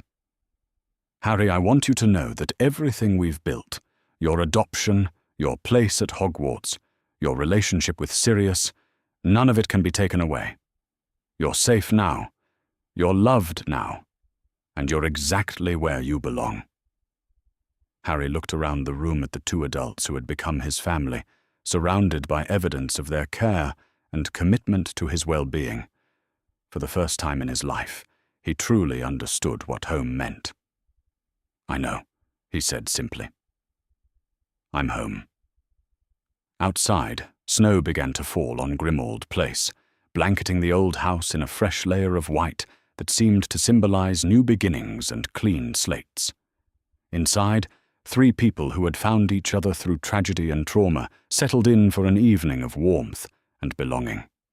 Harry Potter McGonagall was exactly where he was supposed to be. Chapter 11.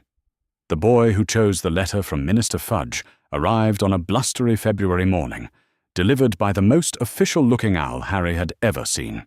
"Maximum security protection," McGonagall read aloud from the thick parchment, her expression growing more disapproving with each line. "Complete isolation from potential threats. 24-hour Auror Guard with rotating shifts. Relocation to a secure ministry facility until Mr. Potter reaches magical majority." Harry looked up from his breakfast porridge with a frown. "They want to lock me up?"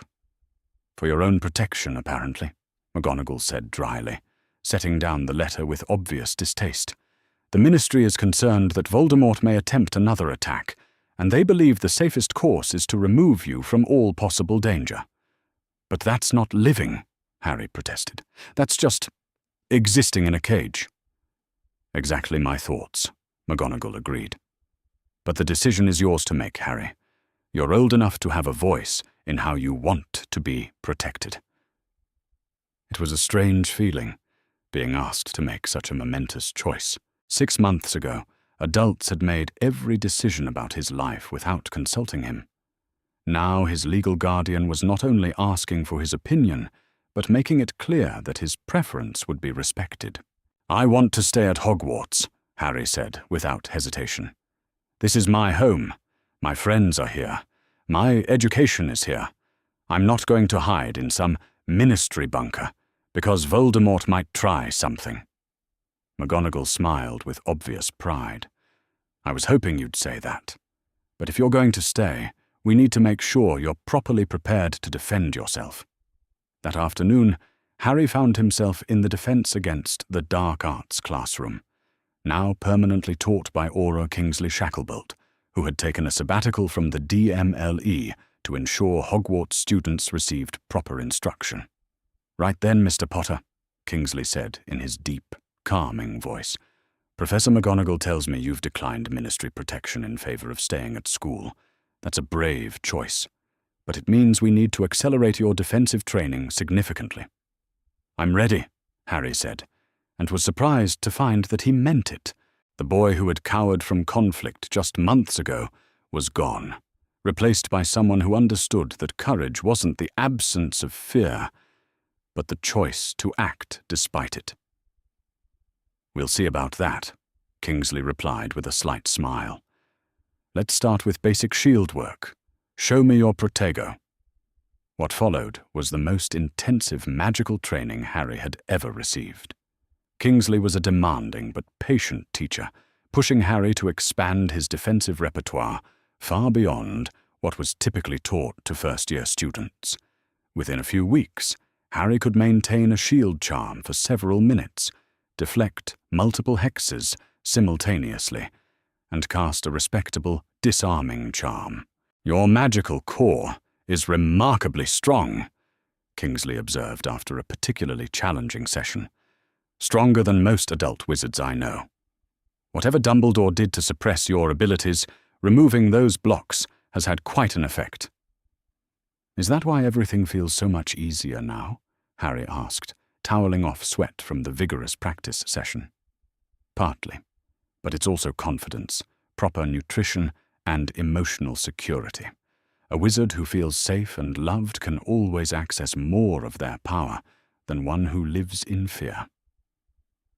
The training intensified further when word came that Voldemort had indeed been spotted by Ministry surveillance, a shadow moving through the Forbidden Forest, testing the new wards that Bill Weasley and a team of curse-breakers had erected around the school grounds.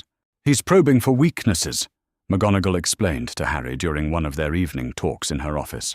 "But the wards are holding, and our security protocols are solid. More importantly, you're not the helpless child he faced in October. You're stronger now, and you have support." "Do you think he'll try again?" Harry asked. "I'm certain he will. But Harry, I want you to understand something important. You don't have to face him alone. That was always Dumbledore's mistake, the belief that you were destined to fight this battle in isolation. But destiny is what we make of it, and you have chosen to surround yourself with people who will stand with you." The truth of that statement was proven just 3 weeks later. Harry was in the library with Hermione and Ron, working on an essay for Professor Binns about goblin rebellions, when the alarm bells began ringing throughout the castle.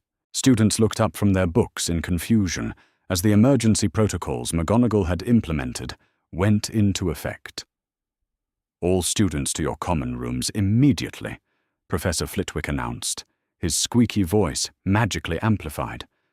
"This is not a drill. Teachers to your assigned defensive positions." But instead of heading to Gryffindor Tower, Harry found himself moving toward the entrance hall, drawn by an instinct he couldn't quite explain. "Harry, where are you going?"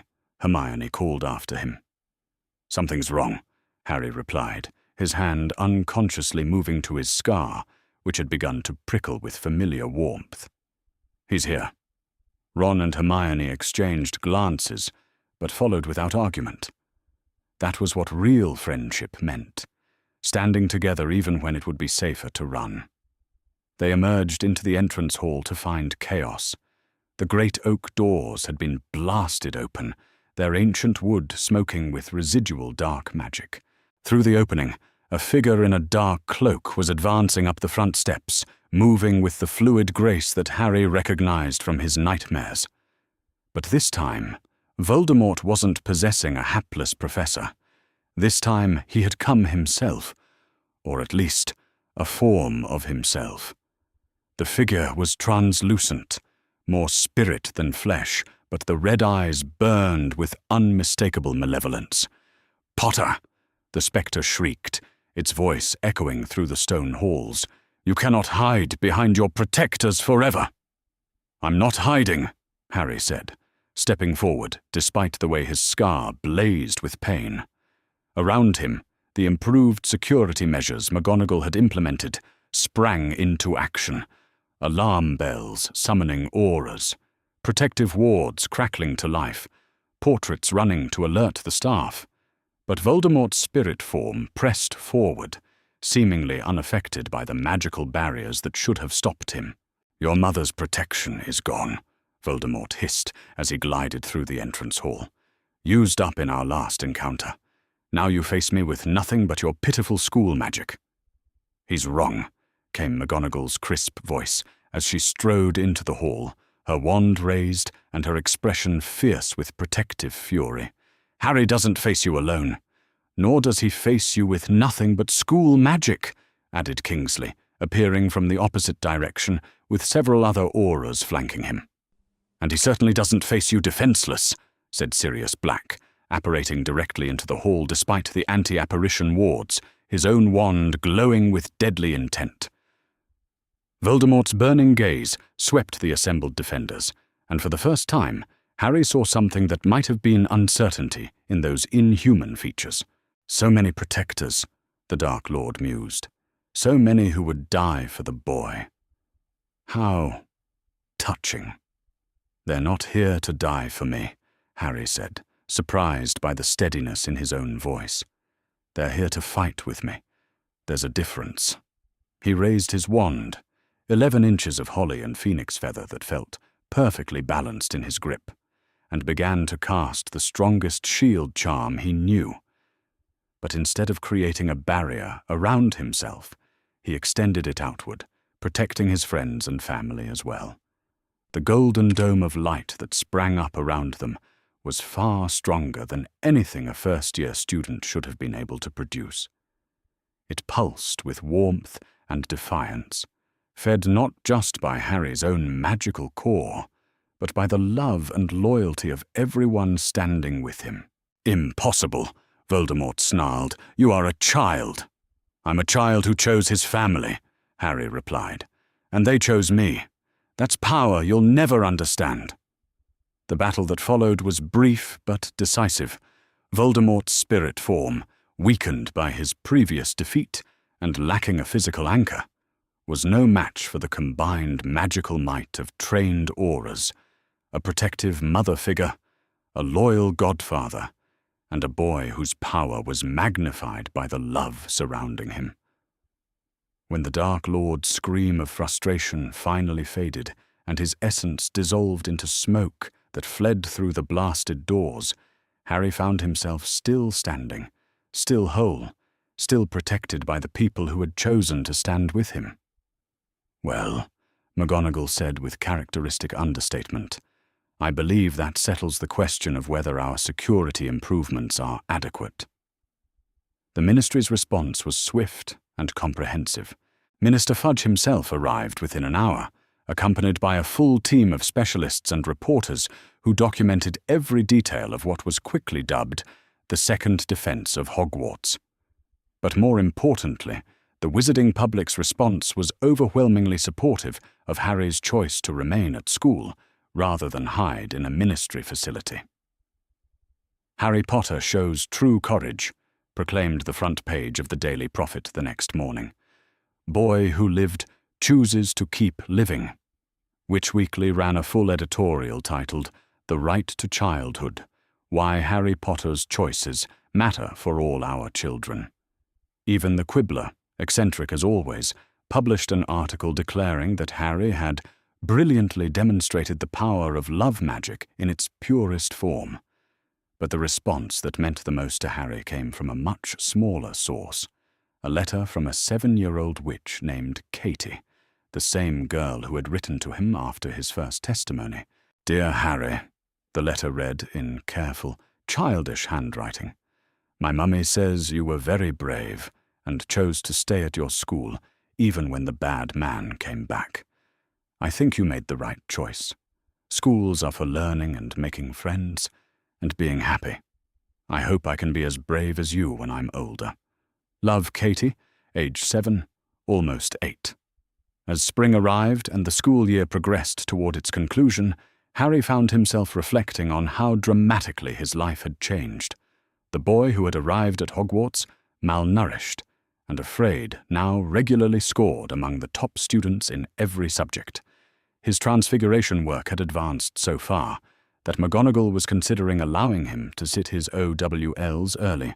His defense abilities impressed even the Aura instructors, and his potions grades had improved so much that Snape had actually given him a grudging nod of approval. It's remarkable, Hermione said one evening as they studied together in the common room. You've gone from barely passing to brilliant in less than a year. It's what happens when you're not being magically suppressed and emotionally abused, Ron pointed out with characteristic directness. Plus, you actually get to eat regularly now. Harry laughed, but there was truth in Ron's observation. Proper nutrition, emotional security, and the removal of artificial magical constraints had combined to unlock his true potential in ways that sometimes surprised even him. The final proof came with the year-end examinations in June. Harry sat his exams alongside his classmates, but the questions that had seemed impossibly difficult at the start of the year now felt manageable, even easy. His practical demonstrations went smoothly, his written work was comprehensive and thoughtful, and his defense practical, conducted under Kingsley's watchful eye, earned him the highest marks any first year had achieved in decades. Top of the year in defense, transfiguration and charms, McGonagall announced proudly when the results were posted. Second in potions, and that's only because Granger pipped you on the essay portion. You should be very proud of yourself, Harry. We all should be proud, Harry corrected. I couldn't have done any of this without help. And that, perhaps, was the most important lesson he'd learned all year. Strength didn't come from isolation or predetermined destiny.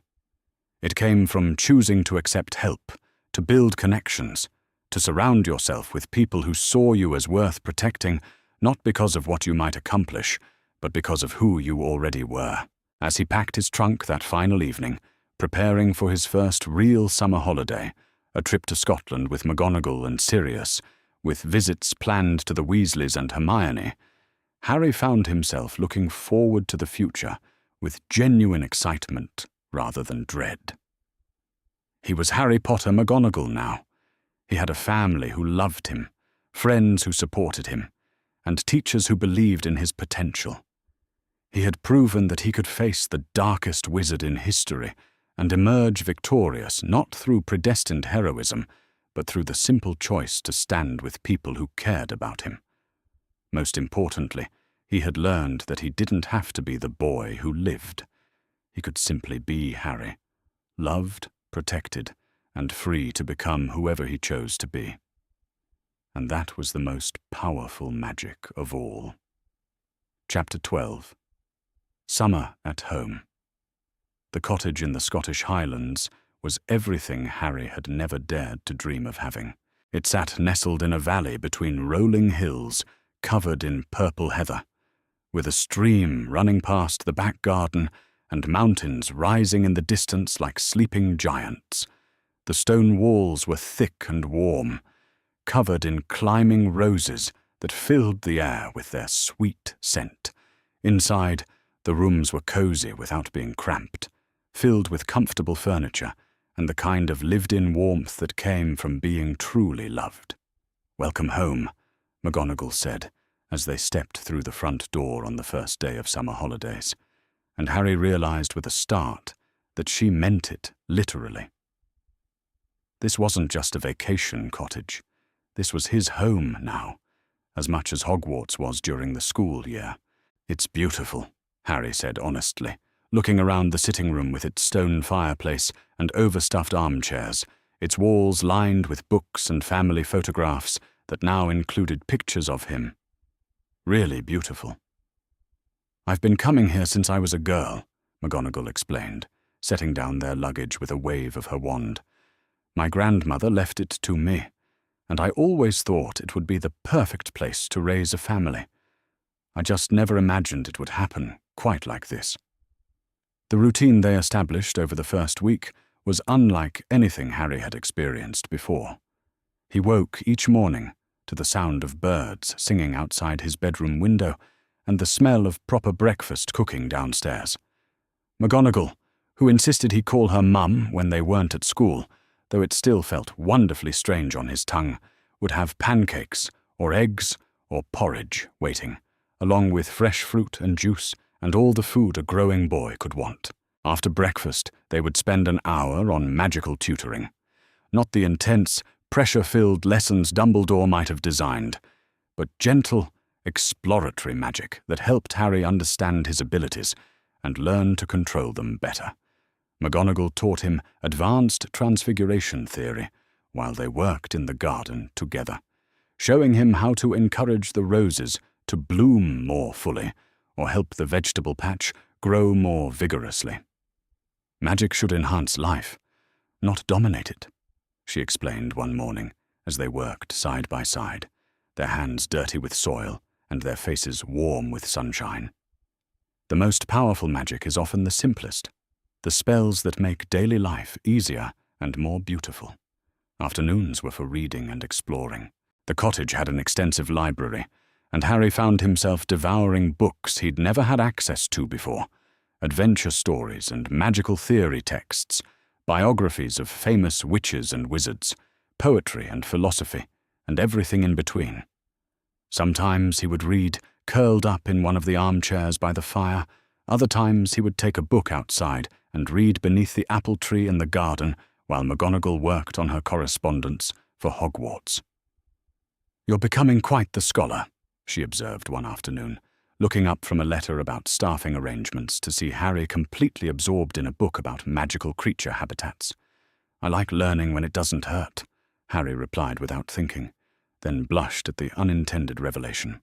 McGonagall's expression softened with understanding. "Learning should never hurt, Harry. Education should be a joy, not a burden." Evenings were for family time, something Harry was still learning to navigate but growing to treasure. They would cook dinner together, sharing stories about their days and planning activities for tomorrow.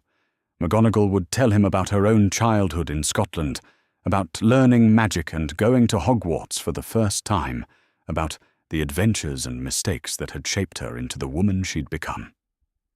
"Were you scared?" Harry asked one evening as they prepared shepherd's pie together. "When you first went to Hogwarts?" "Terrified," McGonagall admitted with a laugh. "I was convinced I'd be the worst student in the history of the school. My magic had always been a bit unpredictable, and I was sure I'd embarrass myself completely."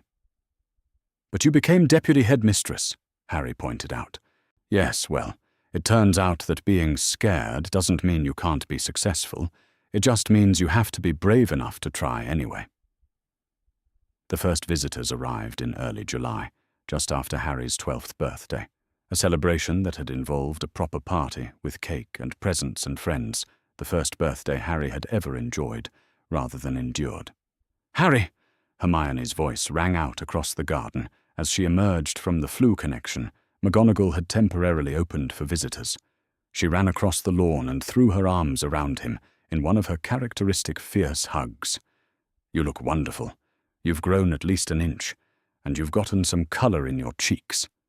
"Clean living and good food," Harry replied with a grin. "Plus, Mum makes me spend at least an hour outside every day." "Mum?" Hermione's eyes went wide with delight. "Oh, Harry, that's wonderful." Ron arrived the next day with his entire family in tow. The Weasleys had remained close to Harry throughout the year, treating him as an honorary member of their clan, even after his legal adoption by McGonagall. Mrs. Weasley fussed over how much weight he'd gained and how healthy he looked, while Mr. Weasley engaged McGonagall in animated discussions about the educational reforms she was implementing at Hogwarts. "You're different," Ron observed that evening, as they sat by the stream behind the cottage, watching the water flow over smooth stones while the twins entertained themselves by charming paper boats to race against each other. "Different how?" Harry asked. "Happier.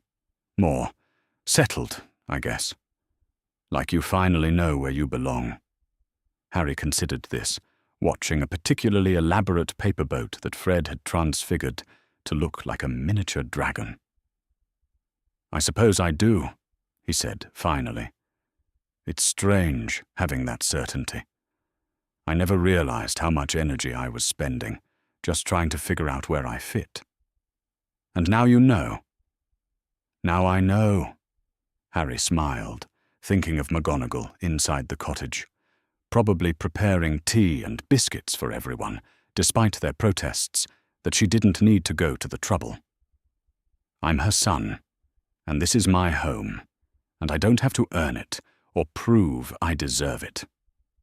It just is." The summer brought a steady stream of visitors and correspondence.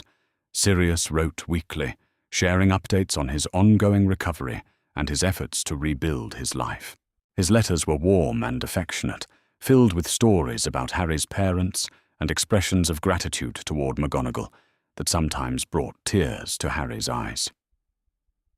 "My dear Minerva," one letter read, "I cannot adequately express my gratitude for what you have done for Harry and, by extension, for me. To know that James and Lily's son is not just safe, but truly loved and thriving. It's more than I ever dared hope for during those long years in Azkaban. You have given him the childhood that was stolen from him, and you have given me the chance to be part of his life as he grows into the remarkable young man he's becoming. I will never forget this gift." The letter that meant the most to Harry, however, came from an unexpected source. McGonagall found him one morning, sitting in the garden, with tears streaming down his face and a piece of parchment clutched in his hands. "What is it, dear?" she asked gently, settling down beside him on the garden bench. "A letter," Harry managed, "from a boy named Marcus. He's 9 years old, and he says his uncle hurts him the way the Dursleys hurt me. But he saw the article in Witch Weekly about my story, and he told a teacher, and now he's safe with his grandparents." McGonagall's arms came around him immediately, holding him close as he processed the overwhelming emotion of knowing that his pain had somehow helped another child escape similar suffering. "He wants to thank me," Harry continued, "but I should be thanking him. He was braver than I ever was. He asked for help instead of just enduring it." "Oh, my dear boy," McGonagall murmured, "you were brave too. You survived, and when help finally came, you accepted it. That takes tremendous courage." The idea came to Harry that evening, as he sat by his bedroom window, looking out at the stars that dotted the Highland sky. If one child had been helped by hearing his story, perhaps others could be too. Perhaps there was a way to reach children who were still suffering in silence. "I want to write a letter," he told McGonagall the next morning over breakfast. "Not to one child, but to all of them. All the children who might be going through what I went through." McGonagall set down her teacup and looked at him with the kind of serious attention she gave to important matters. "What would you want to say to them?" "That they're not alone, that it's not their fault, that there are adults who will help if they know what's happening." Harry paused, thinking carefully about the words he wanted to use. "That they deserve better, even if no one has ever told them that before." The letter Harry wrote was published in Witch Weekly 2 weeks later, with his permission and McGonagall's proud support. It was simple and direct, written in language that any child could understand, but it carried a message of hope and empowerment that resonated throughout the wizarding world. "Dear friends," it began, "my name is Harry Potter. But that's not what's important about me. What's important is that I understand what it's like to be hurt by people who are supposed to take care of you. I understand what it's like to be hungry and scared and told that you're worthless. I want you to know that none of those things are true. You are not worthless. You are not alone. And you deserve to be safe and loved and happy. If someone is hurting you, please tell a trusted adult. If the first adult doesn't listen, tell another one. Keep telling until someone believes you and helps you, because there are good people in the world who will fight for you. I know it's scary to speak up. I know it feels safer sometimes to stay quiet. But I promise you that the fear of asking for help is nothing compared to the joy of finally being safe. You are stronger than you know. You are braver than you think. And you are worth saving. With love and hope, Harry Potter McGonagall." The response was immediate and overwhelming. Letters poured in from children across Britain and beyond, some sharing their stories, others simply saying thank you for making them feel less alone. More importantly, the letter prompted a surge in reports to child protection services and led to several high-profile rescues of children from abusive situations. "You've started something important," McGonagall told him, as they sorted through the letters together, making sure each one received a response. "This could help countless children." "It feels right," Harry said simply. Like this is what I'm supposed to be doing with my story. Not being ashamed of it, but using it to help others. As summer drew toward its close and September approached, Harry found himself looking forward to returning to Hogwarts rather than dreading the end of his holiday. This was what security felt like, he realized, knowing that he had multiple places where he belonged, that leaving one home didn't mean losing it forever. Excited about second year? McGonagall asked one evening as they sat together on the back porch, watching the stars appear one by one in the darkening sky. More than I ever thought possible, Harry replied honestly. Last year I was just trying to survive. This year I get to actually learn and grow and enjoy it. And what do you want to learn most? Harry thought about this carefully. How to help people. How to use magic to make things better instead of just fighting against things that are wrong. How to be the kind of person who makes other people feel safe. McGonagall smiled, her heart full of pride for the remarkable young man her son was becoming. I think you're well on your way to figuring that out. They sat in comfortable silence for a while, listening to the night sounds of the Highland countryside and watching the stars wheel overhead. Harry felt perfectly content, perfectly at peace, for perhaps the first time in his life. He was Harry Potter McGonagall now, son, student, advocate for children who needed someone to speak for them. He had a mother who loved him unconditionally, a godfather who was rebuilding his own life while being part of Harry's, friends who chose to stand by him, not because he was famous, but because he was loyal and kind. Most importantly, he had learned that destiny was something you created for yourself, not something that was imposed upon you. He might still face challenges in the years to come.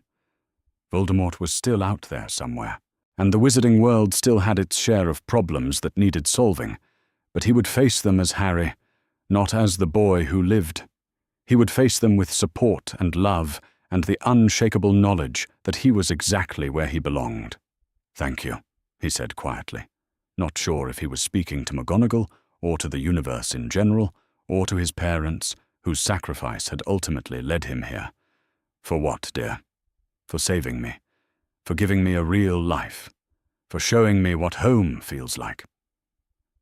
McGonagall reached over and took his hand, squeezing it gently. Thank you for letting me be your mother.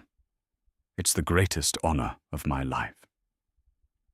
Above them, the stars continued their ancient dance, and in the cottage behind them, a kettle whistled gently on the stove, calling them in for evening tea. Harry Potter McGonagall was home, and he was loved, and he was exactly who he was meant to be. The boy who had once lived in a cupboard now lived in a castle and a cottage, surrounded by people who saw him as a gift rather than a burden. The boy who had once been told he was worthless now spent his time helping other children understand their own worth. The boy who had lived was finally, truly living.